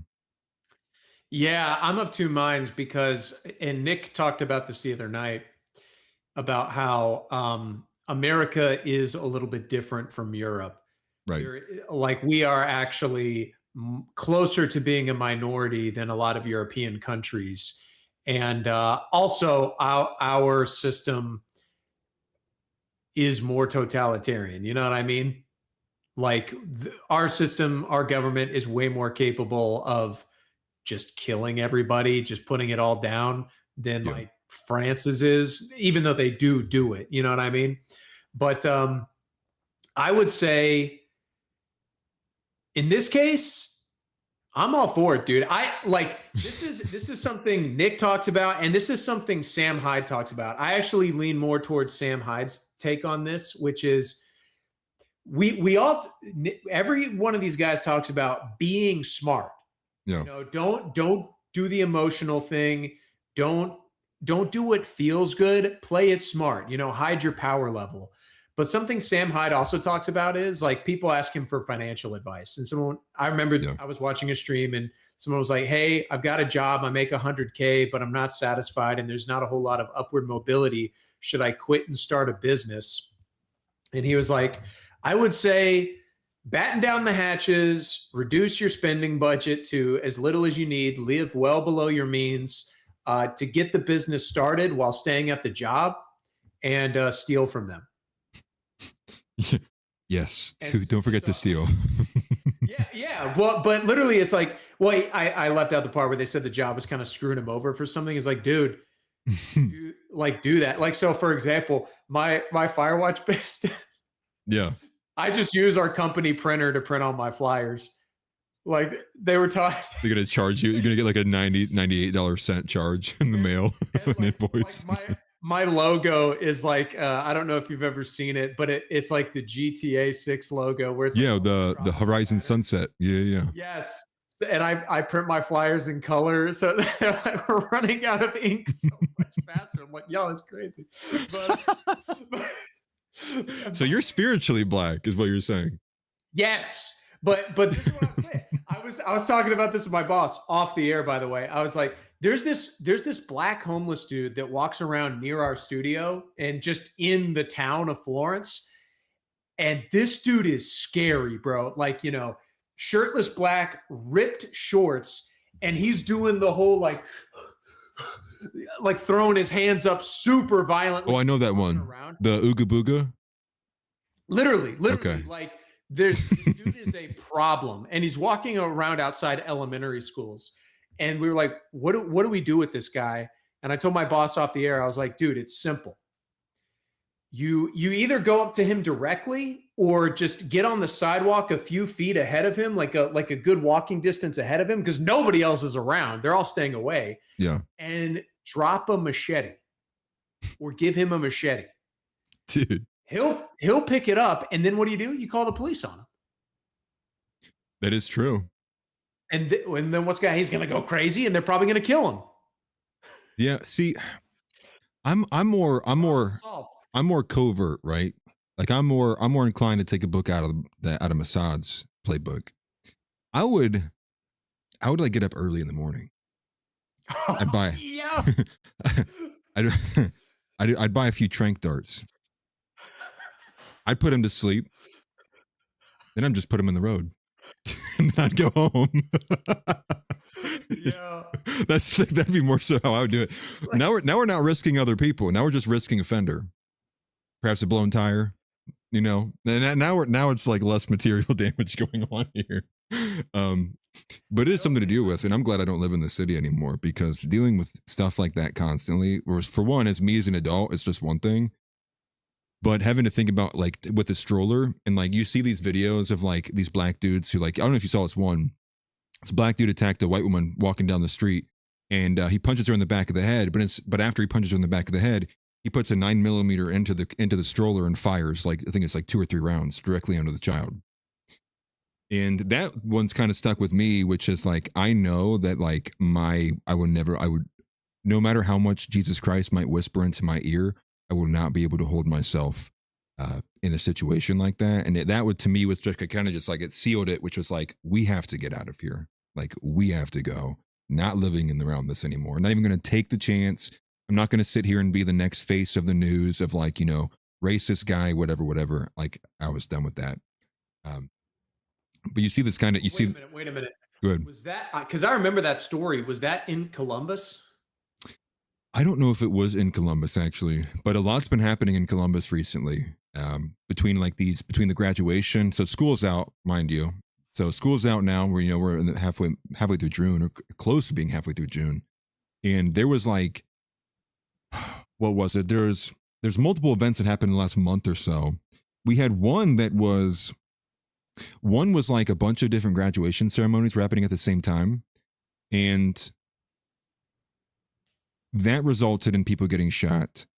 There was also it was a festival that happened that was like a week or 2 weeks ago that got canceled. That was it was also a Catholic hosted event that was disrupted by teen youths who ultimately, I think, had to shut down the event like literally less than like an hour or so into it.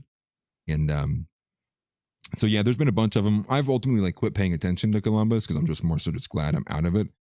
But now I'm paying attention to things that are happening in the town that I'm in now, you know? And so there's like, it's honestly just crazy how it just follows you. So like when I moved here, there's like a little stop shop, like a little small gas station near me. And when you go to it, it was always like, there was the same 2 white ladies, or it was like this Mexican guy, but he like owned it. So like, I kind of knew it. He was like one of the owners there, whatever. He could speak English. Didn't really bother me.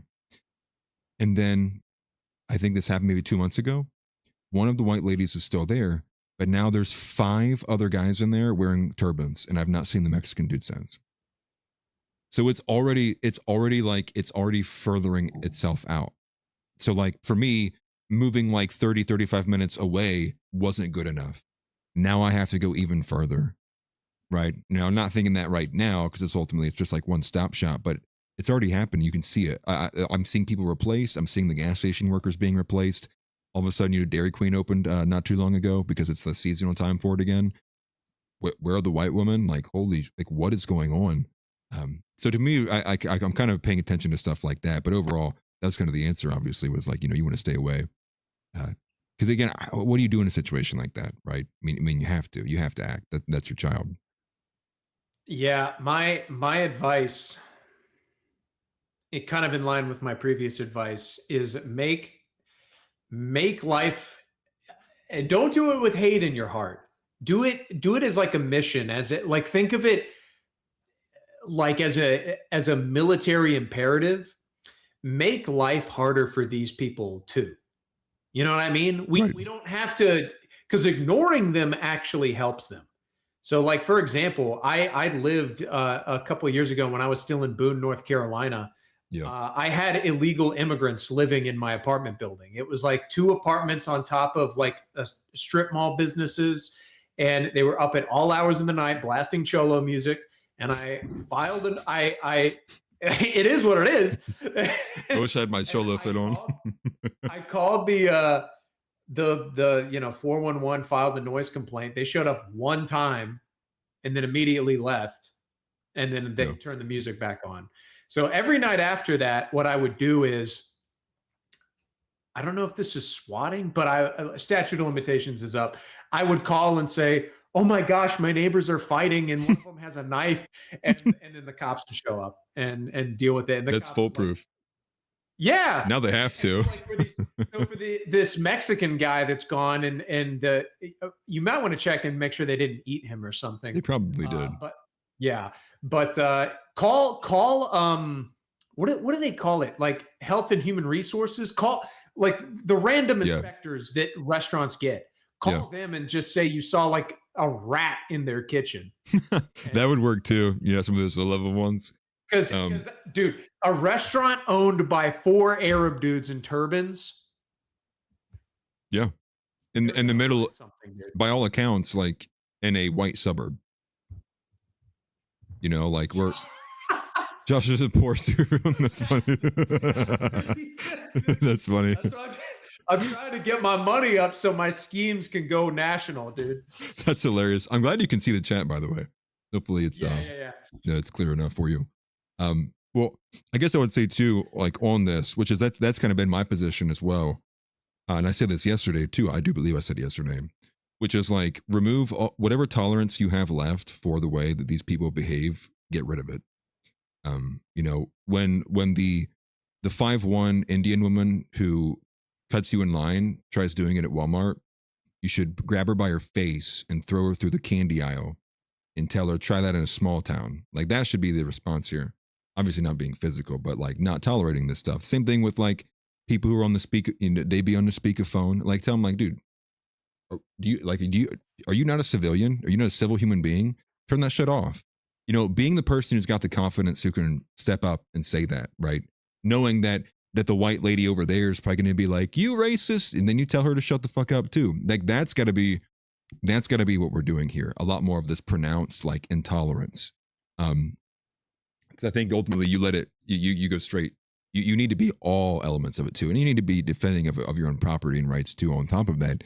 But again, we got to start doing the small steps that I don't even see being taken as it is. You know how many times like I've been in Columbus, like I'm in Walmart and just shit's going on and everybody just goes, you know, the white people look, you know, you ever seen that meme?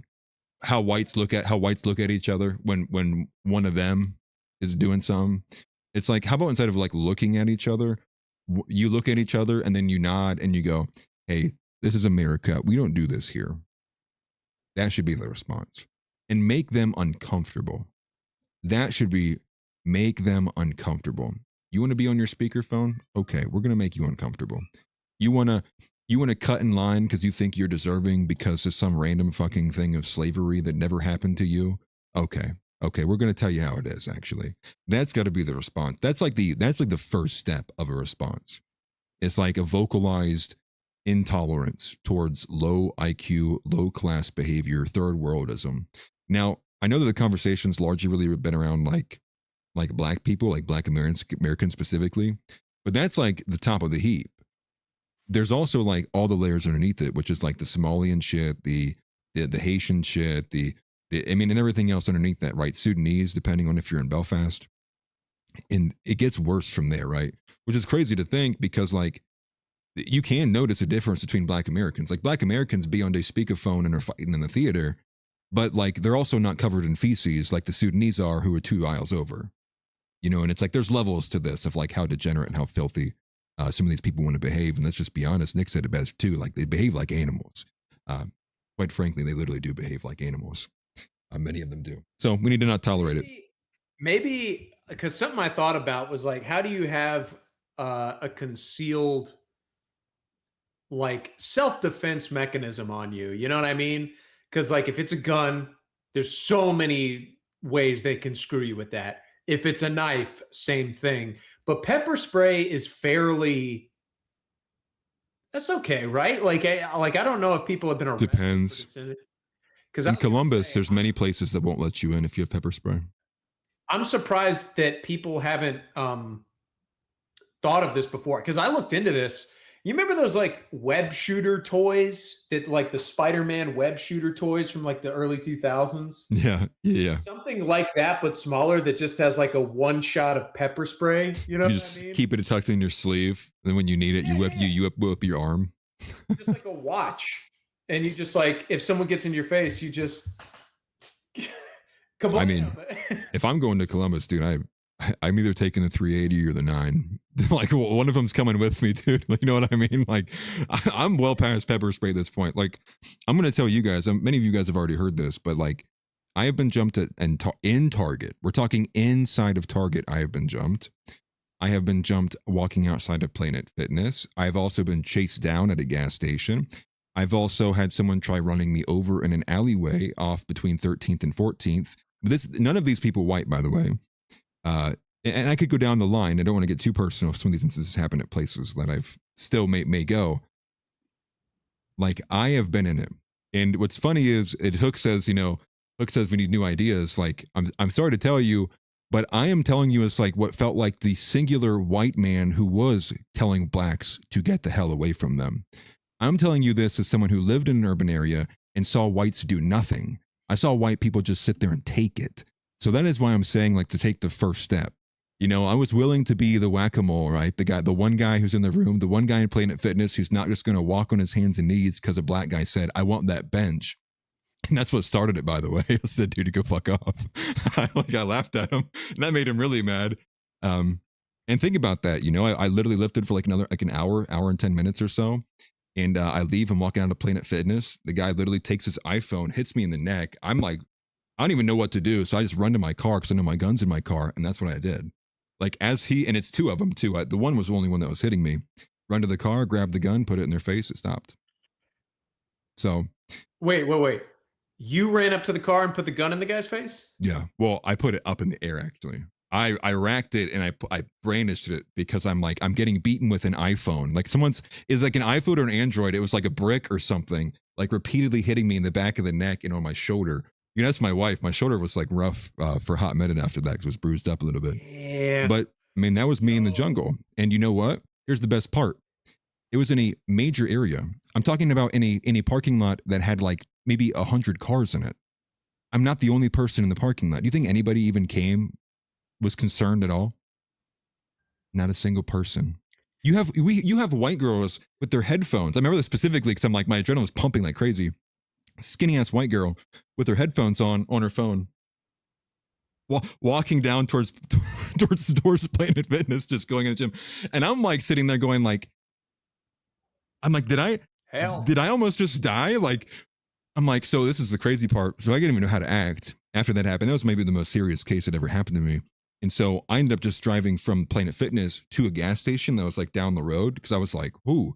And I had to like sit there and like put it in park. And I'm like, whoo. You know, I'm like, whoo. I'm like just like breathing for a second. I call my wife and I'm like, hey, let me tell you what just happened. In case like they chase me down. Do you know what's going on? But yeah, but go ahead, my bad. Yeah, I would rather go through what I went through than what you did. Me and my brother got shot at in Charlotte, and it was someone was passing. It was like 2 a.m. and we were driving out of the city on a major highway, and this car passed us and they honked at us. And my brother, he had the idea. He's like, dude, drive past him again and I'm going to stick my ass out the window at him. So we did. And they shot at us, dude. They missed. But they booked it out of there. We booked it out of there. It was something, bro. That's crazy. Okay. So what you said though, about how white people need to get brave and they need to start speaking out against that. Yeah. That's actually I 100% agree with you, and I'm going to explain why that must happen.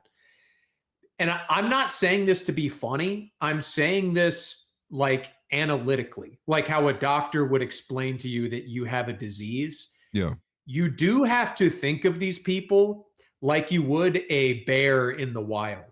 You know what I mean? It's like you don't hate the bear because it's a bear. But if you just saw one outside in the parking lot of an AMC theaters, you'd be like, what is that doing here? I'm not getting anywhere near it. And my point being is 9 times out of 10, it's like the phone example you gave, them talking on their speakerphone. If you out inward them, they usually back down. Yeah. Like if you go up to them and you're just like, hey Pookie, is that who you talking to? What I do? I knew that you know they're gonna be like, who did? And then they'll walk away and they might like if you because I'll tell you what, like find your inner black. Find your inner crazy white person. You know what I mean? Yeah. Like because it is. I know that's not a great example because she went up to a homeless guy and even he resisted to say the N-word. But like, I'm telling you, better man than me. the airplane Burger King guy. Yeah. They fear him, dude.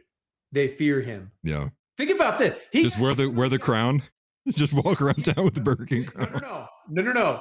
Because what was scary about him wasn't the crown. It was how unafraid he was. You know what I mean? That's what I'm saying of the example of the bear. You can't show fear. Because like people, like 90-pound women can get a grizzly bear to stand down if they just don't react to it. You know what I mean? But in this case, you know, it's like, think about the Burger King guy. The guy literally went viral all over the planet for like not just using the N-word. Yeah. But using it like crazy harsh. You know what I mean? Yeah. Is he dead? Did they kill him? Nope. Yeah. Hey. They're going up to random white people and socking them in the face. This guy's identity was public. What happened with him? I would have to agree on Hook though. I think more times than not, that is going to probably result in you dying or being stabbed in the chest or being shot. Take an ear with you on the way out, dude. If they're coming at you with a knife, you got to just pull them in as close as you can. Take an ear off, you know? That's crazy. That's crazy. I guess maybe more so where my take is that is in these less confrontational behaviors, right? Obviously, it'll be a bit of a confrontation, but it's like we're talking about someone who's on a speakerphone. You're telling them like, ma'am, that's not appropriate. Like, please put that away. And if she just turns around and tries to stab you then it's like, well, this is why we carry. This is why you have the Second Amendment, and it's up to you as a white man and as a citizen, a male citizen of the United States. Like, you better be carrying every single day of your life. There's no excuses to not be carrying. 2026, white people are a minority in this country. Let's be real about that. I don't even consider boomers white anymore. Boomers are like, they are just like this entity, this thing, this like dark. Something, you know, it's just like it's it's like, are gay white men really white? And that's what the boomers are. They're just, right. They're basically gay. I completely agree.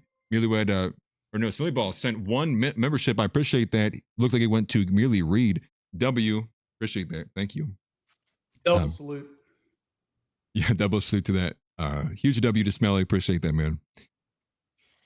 I am talking maybe about the low scale. And I even said this yesterday too. Like, if you are someone who's in a position of authority too, like if you are a manager at work, you are the youth leader, you are the pastor, you are these people who are in these positions who are expected to uphold the civility of the arena of which you are offering or you're teaching in.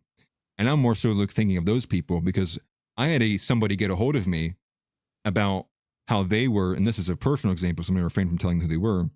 Someone was talking to me 2 days ago about how they are being made to stay after work like 2 hours extra almost every single day.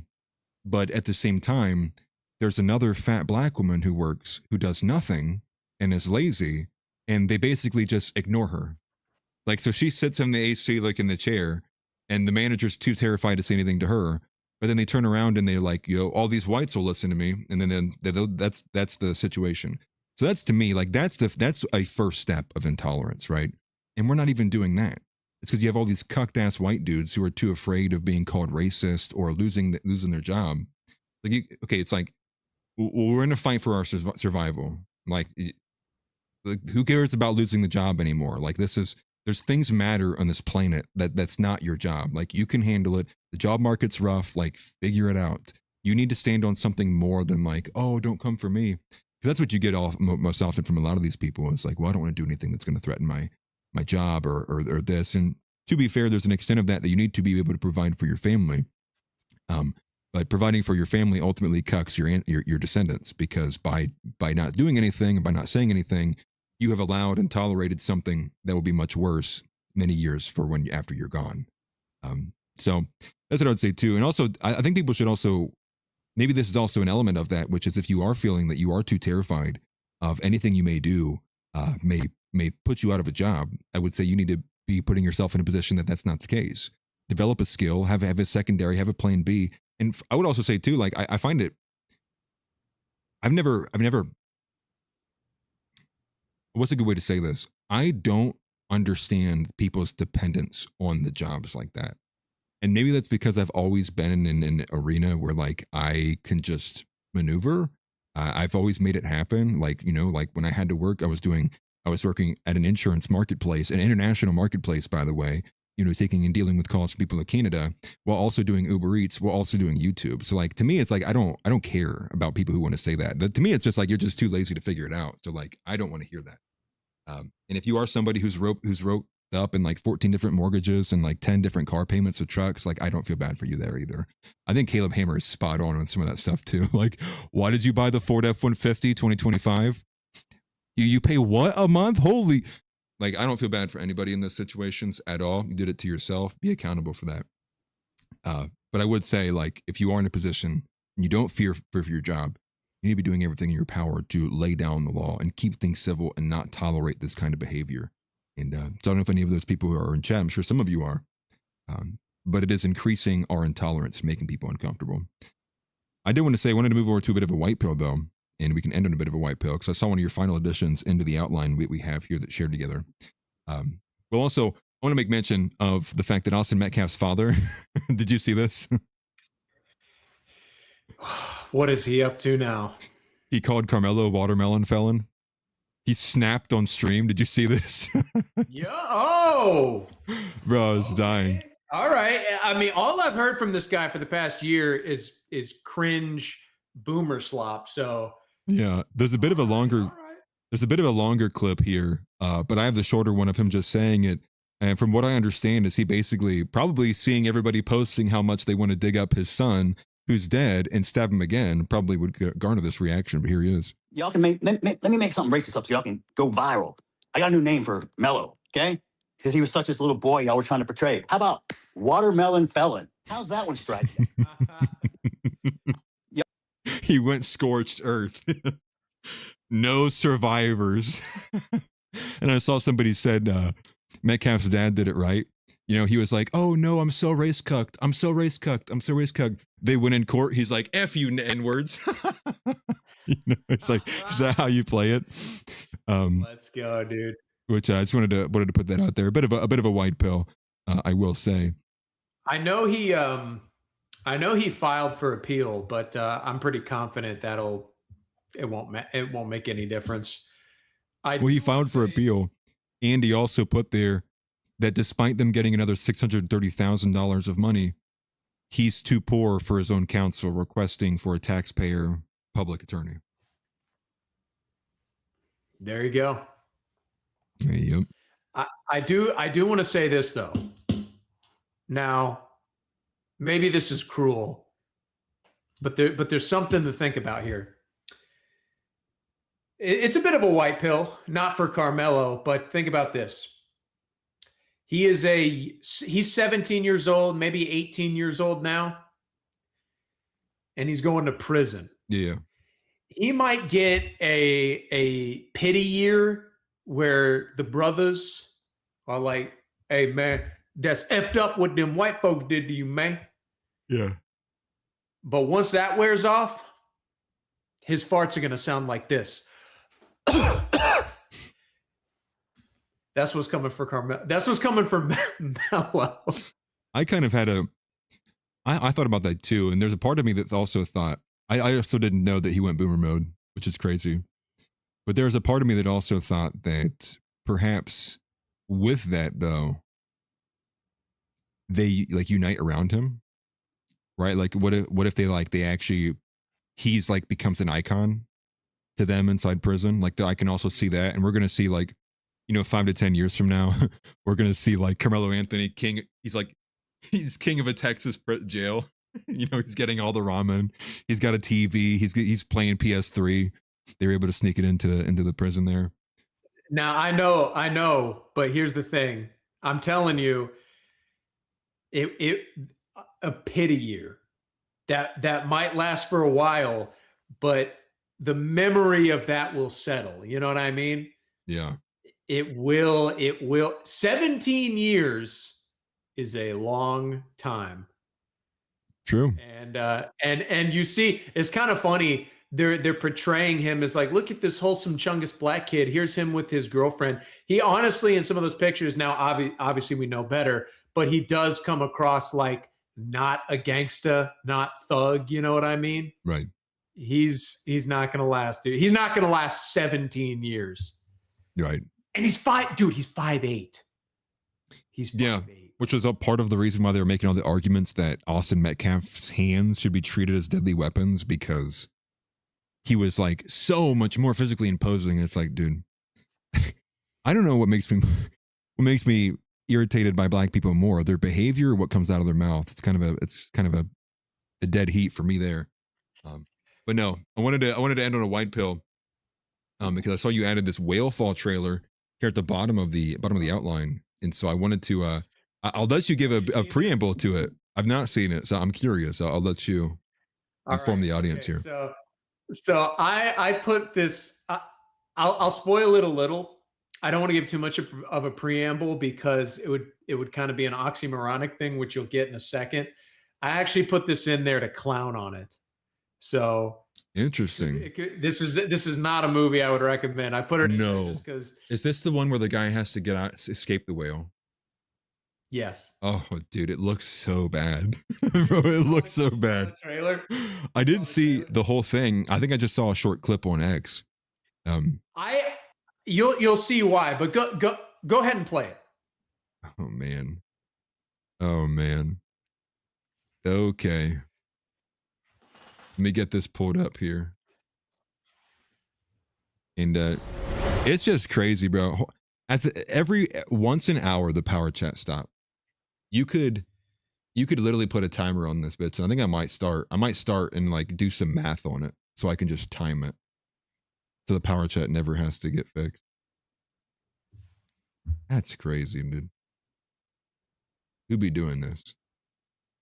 They always be in a no speakerphone. Okay, here's this. Whale fall. Yeah. That's crazy. 70K views, not even broken 1,000 likes yet. All right, everybody. Movie of the year. Let's go. I can teach you things. I will give you all the tools. You can be whatever you want. Anything you want. That's the voice of Thanos. What's his name? Josh Brolin. Yes, Josh Brolin. When it matters,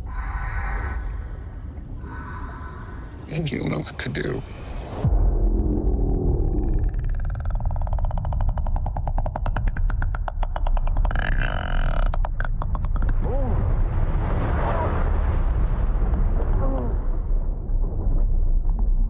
What is this, Moby Dick?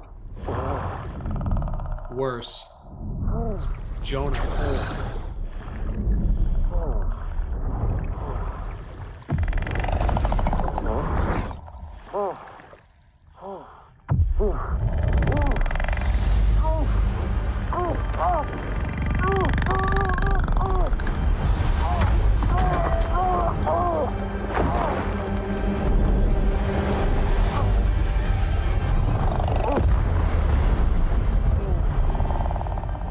Yeah, sperm whale.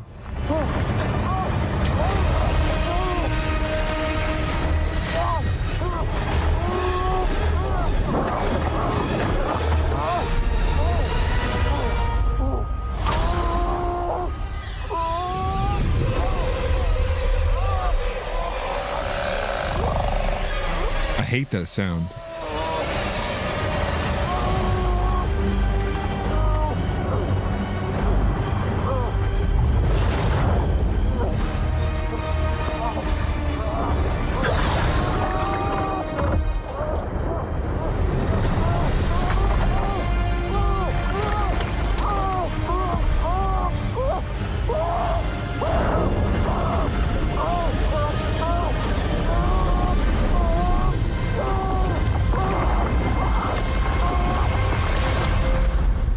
Survivors survive.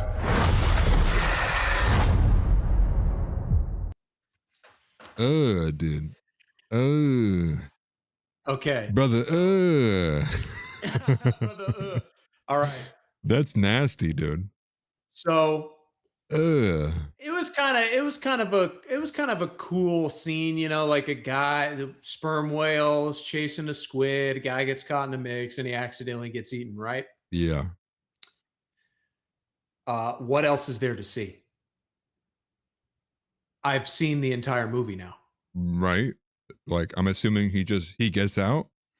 What is it? Is it going to be? It's an hour of him fighting with an oxygen tank and a squid and the stomach of a whale. Well, that's what I'm wondering. Is it's like they basically just showed the scene where he gets eaten, and I'm like, okay, what now? Like, there's another hour and a half of what him talking to Josh Brolin, and then him like giving the the whale a tummy ache, and then getting spit out. You know what it might be? It might be one of those movies that it does like the super ridiculously long slow burn of like Brolin as the dad and then like the son, they have like a poor relationship. Then they finally kind of mend it. And then they finally convinces him to get on the boat to go hunt for the whale. And then like, that's the first thing that happens. Like, so it might be that scene doesn't happen until like 20 minutes the movie's over. You know, and like, that's kind of like the end of it.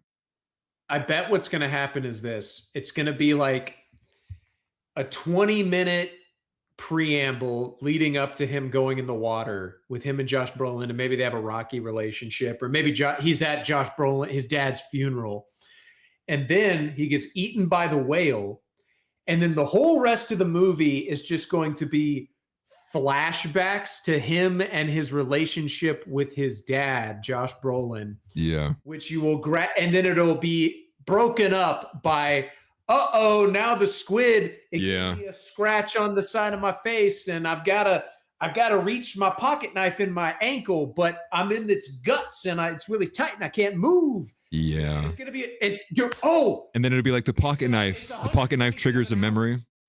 Yeah, somebody said that in chat. Yeah, it was Target 8059. He was one step ahead of you. Dang, bro. Yeah, that's exactly what it's gonna be. Yeah. But it's like gay. Gay. I've seen the movie now. So yeah. moving on. I mean, it seemed like it had good effects. It seemed like it was good sound, good audio track, good sound effects, good soundtracks. But I don't know. Movies have been just so weak lately. And I mean, outside the Backrooms and Obsession, I thought those are pretty good, remarkably different from the rest. Did you see Obsession? I've seen a bunch of the review videos of it, but I haven't seen it. No, so I know what happens in it without seeing it, unfortunately. So I spoiled it myself on YouTube. I couldn't care less. I'm one of those people that like I don't care about spoilers. And besides, I mean, dang, was there anything in there that you were totally caught off guard by? Now, not that I can think of. I would recommend. Oh yeah, it was recommend you watch it. Yes, it was the filming tactic they used. Did you see what they did with the filming tactic throughout the movie? That they did two cuts. They did two different cuts where they did her like happily doing what she was doing, and then they did a cut with her like hating doing what she was doing, and then they kept They were merging her facial expressions together. I thought that was pretty cool.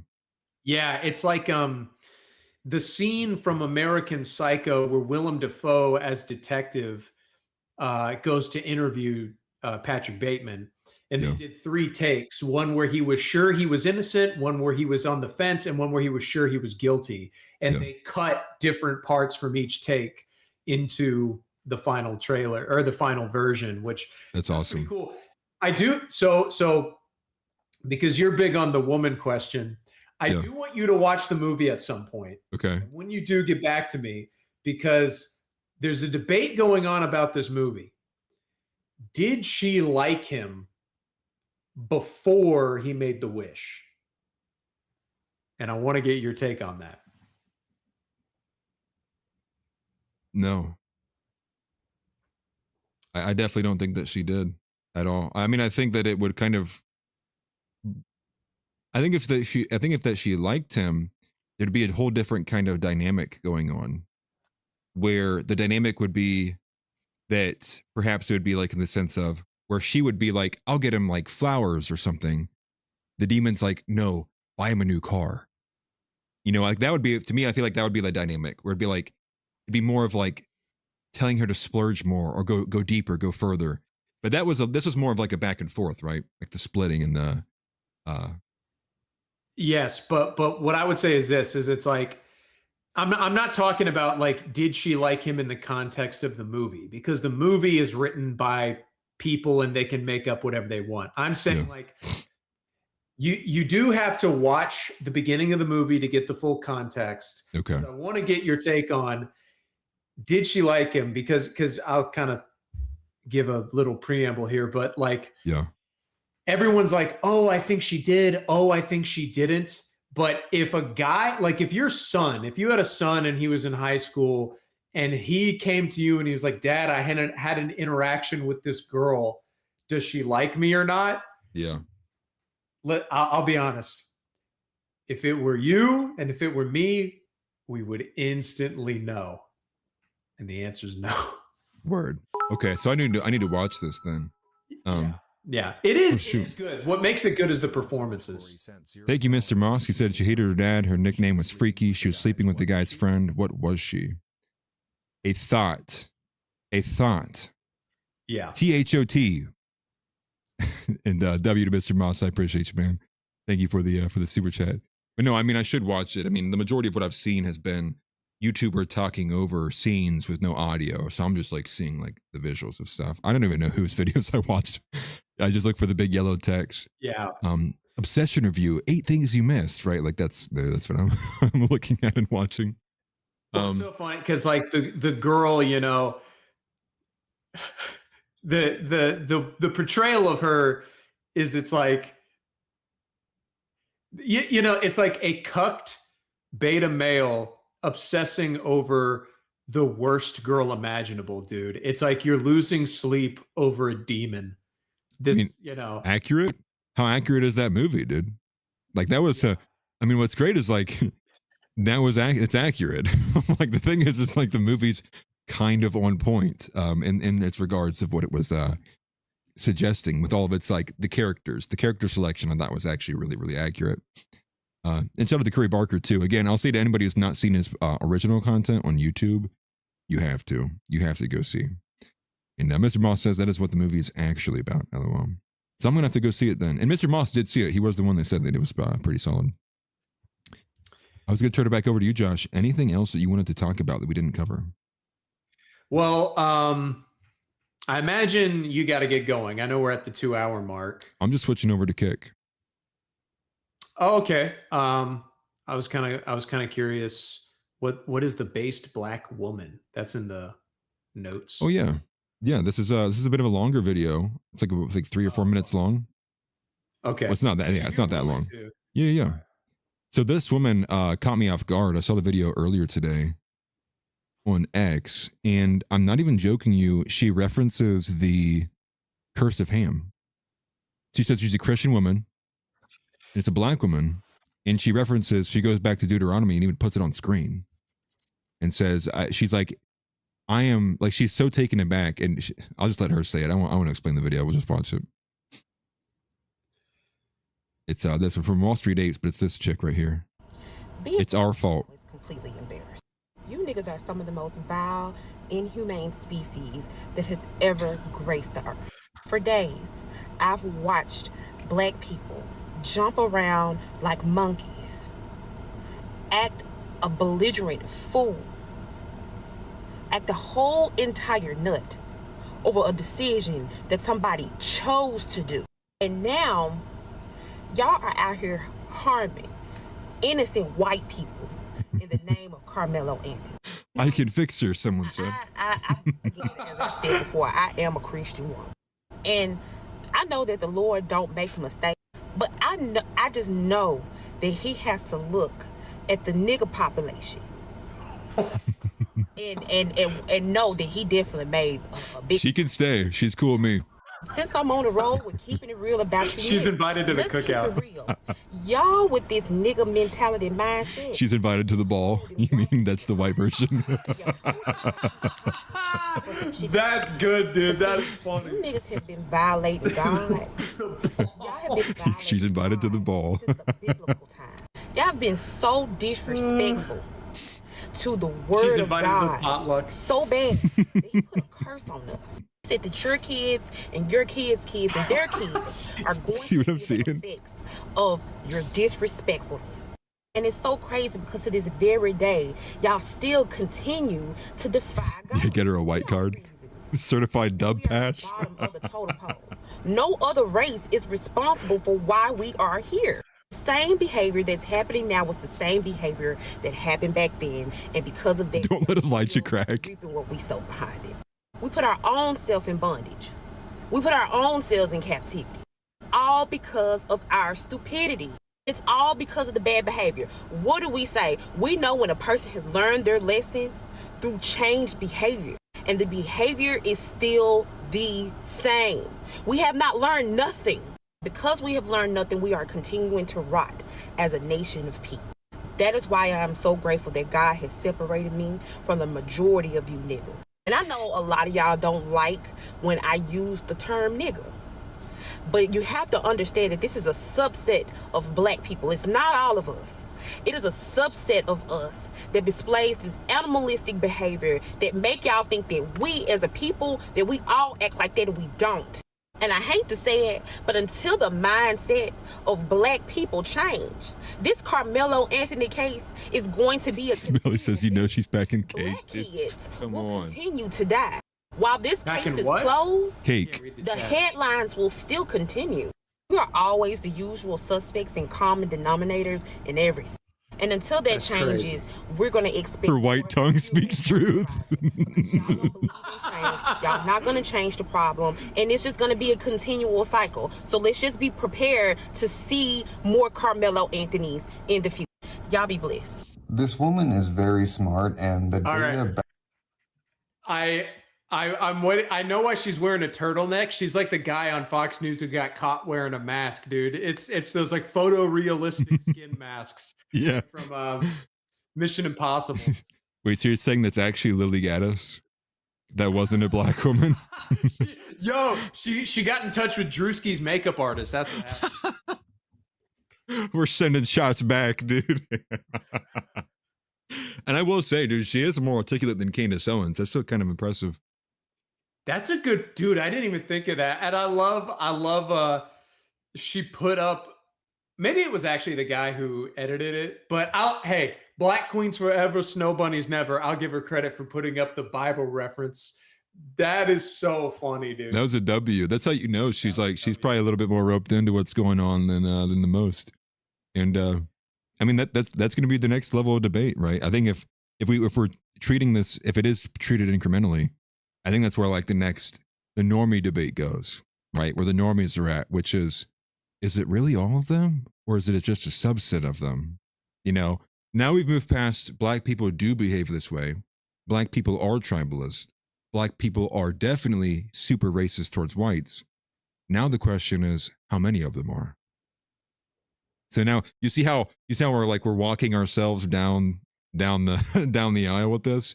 So you can only hope that there is some good in all that.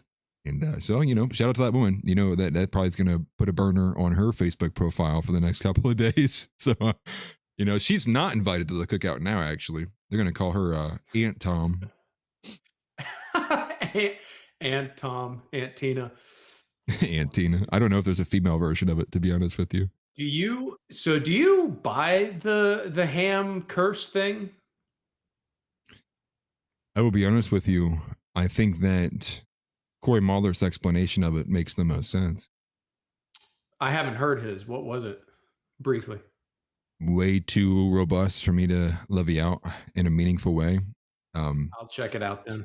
I guess really it's like, and he's so much better with the theology than I am, but it's essentially like, you know, what you have is between the three brothers, if you don't know the story, between the three brothers, there's Japheth, Ham, and I always forget the third one. It starts with a J. Shem. Shem, forgive me, thank you.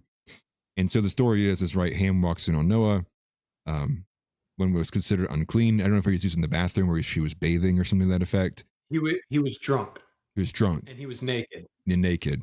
And Ham decided to take his clothes, or like I'm forgetting the story, but Ham did something where either he made fun of him or he took the clothes, he mocked him, but the other two brothers walked backwards carrying his clothes into where he was at and clothed him.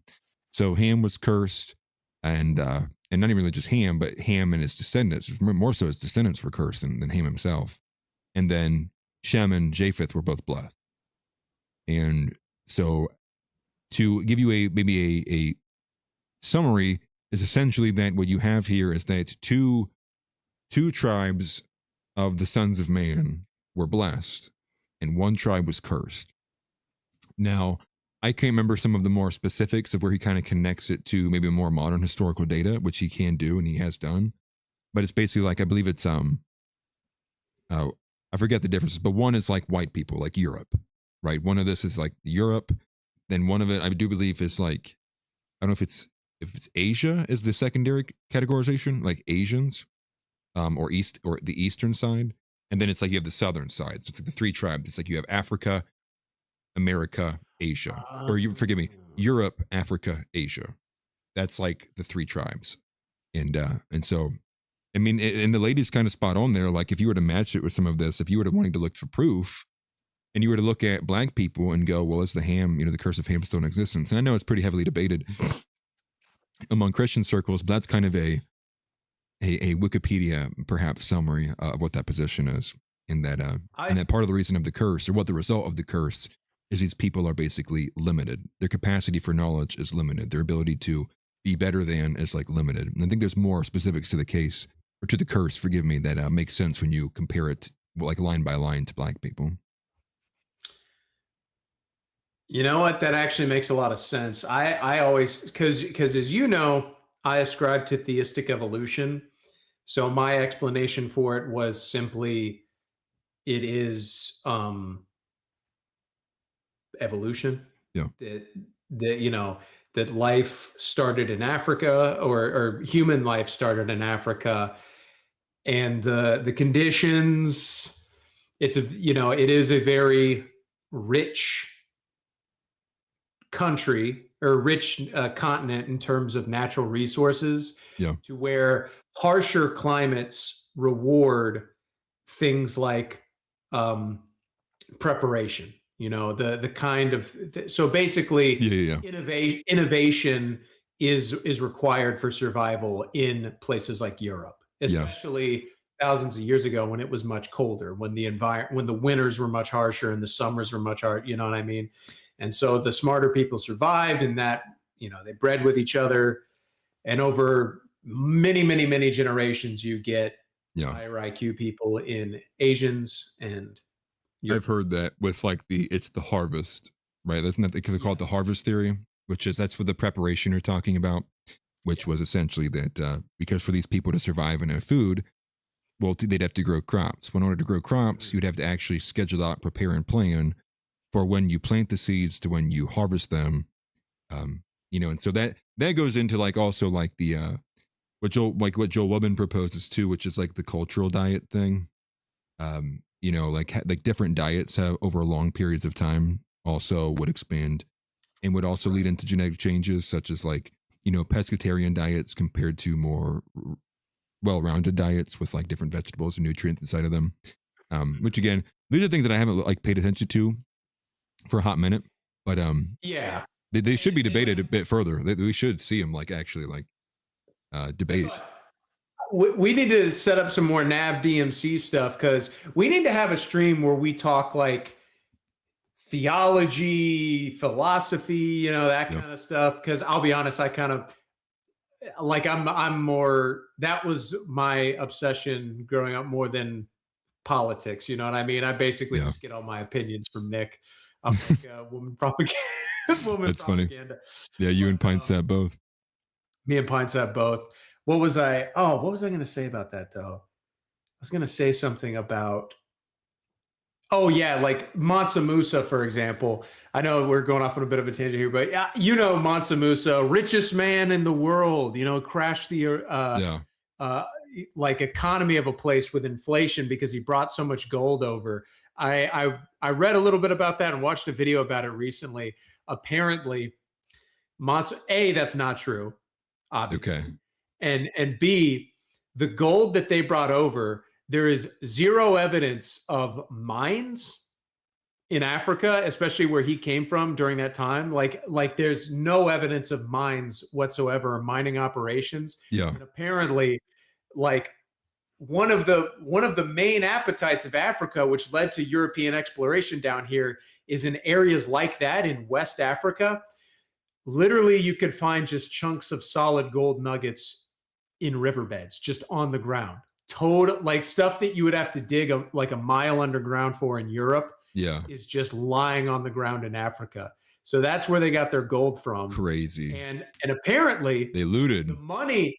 Yeah, they stole it from Mother Earth. And the money that they brought over here, it wasn't like, oh, I'm going to take a little bit of my fortune and go to Mecca. He brought everything. And he spent it all getting there and then left when it was gone. So he bankrupted his, village essentially. I have to learn more about him. That's funny. I see the chat also does not appreciate your evolution. Hoobie doobie heeba deebie hoopla, whatever you want to call it. Which we should still have that one. With the evolution one, I think what was it going to be made by Jim Bob as well in there too. But yeah, more NAV DMC debates, dude. I'm always open. And as long as people prepare, that's my thing. As long as people prepare, if I do another 2-week preparation for a debate and the person comes to me and says, "What are you talking about?" I'm going to punch my monitor so hard, my hand will go through their screen and they will get hit in the mouth. Like if I have another Chuck Mason experience, I'm going to burn the GOP to the ground myself. Single-handedly. And then set American Mantle on fire too. But good. I don't want to hold you up from your kick stream because I know we're going a bit long here, but you're fine. I remember when that debate happened, watching it, being a part of it, being in the room with Zeb when you were having that. You sent your prep work to the group chat a little bit before that, and I didn't read it. I wasn't participating in the debate and I had other stuff going on. I read it after the fact. And I was like, yo, Atlas wrote a damn book in preparation for this debate. And then Chuck comes, like, I got why. And that's what I was saying. You were like, man, I hope I wasn't too hard on Chuck. And I was like, yo, fuck Chuck, dude. Like, he literally was like, give me some time to read this. Okay, here it is 2 weeks in advance. This is so much stuff. How about we? He says, that's right. He says, actually, this is like way too many sources. Like, let's narrow it down a little bit. Like, bro, dude. And then he's like, all right, let's focus on the Schofield Bible. And then immediately is like, where's your evidence, dude? Where's your evidence? It's yeah. You should have. That's why I was impatient during that. Now, obviously, I think if we had the debate today, I probably would have been much harsher than I was then. I didn't obviously want to burn any bridges with anybody too. But sure. Yeah, I do. Yeah, but my gosh. I appreciate you having me on, dude. Yeah, I appreciate you being here. Fun stream. Yeah. Anything else you want to say? Christ is king. Chubby Jared Kushner decrees it. Honestly, dude, this angle, I'm kind of mogging a little bit. I'm not gonna lie, dude. Dude. Just lose the turkey neck, slim the face down a little bit. How much have you lost so far? I haven't even checked in like 2 weeks, so I don't want to. And when I last checked, it was 15 pounds. So, hey, W. I'm excited, dude. Listen, Excited. listen, chat. This can be you. Just reach out to me. Get a hold of me. I'll set you up. We'll get on a call. I stand by it, Atlas. If you can hear me. That's funny. That's funny.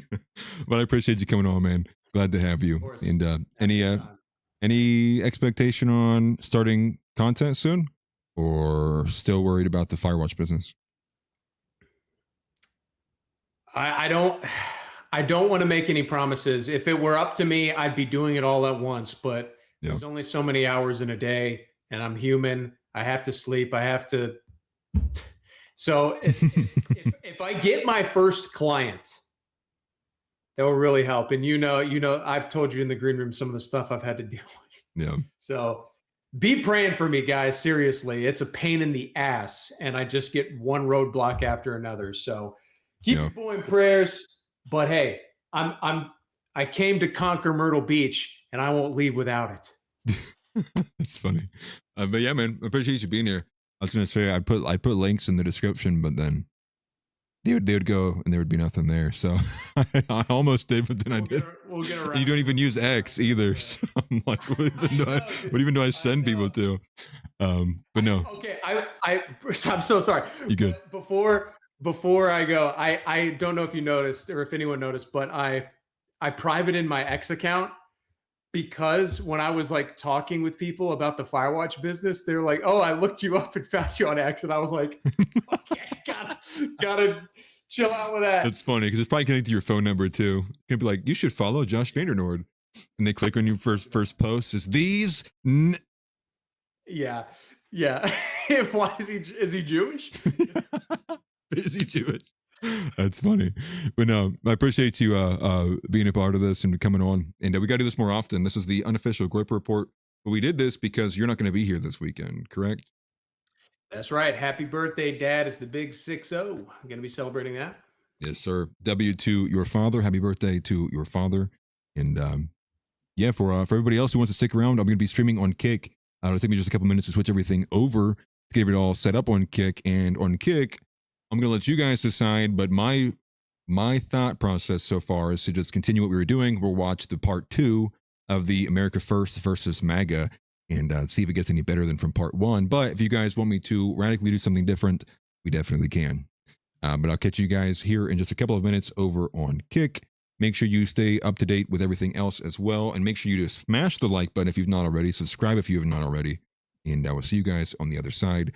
Again, no Groyper report this week. We'll catch you guys, and not even next week, because I'll be gone next week, unless Josh hosts it solo next week, which I think he said he might. I'll plan on it. Perfect. Okay. Well, everybody, it's been good. Christ is King, as always. Everyone over 150 pounds, you're getting shot from Canaan to Israel. No questions asked.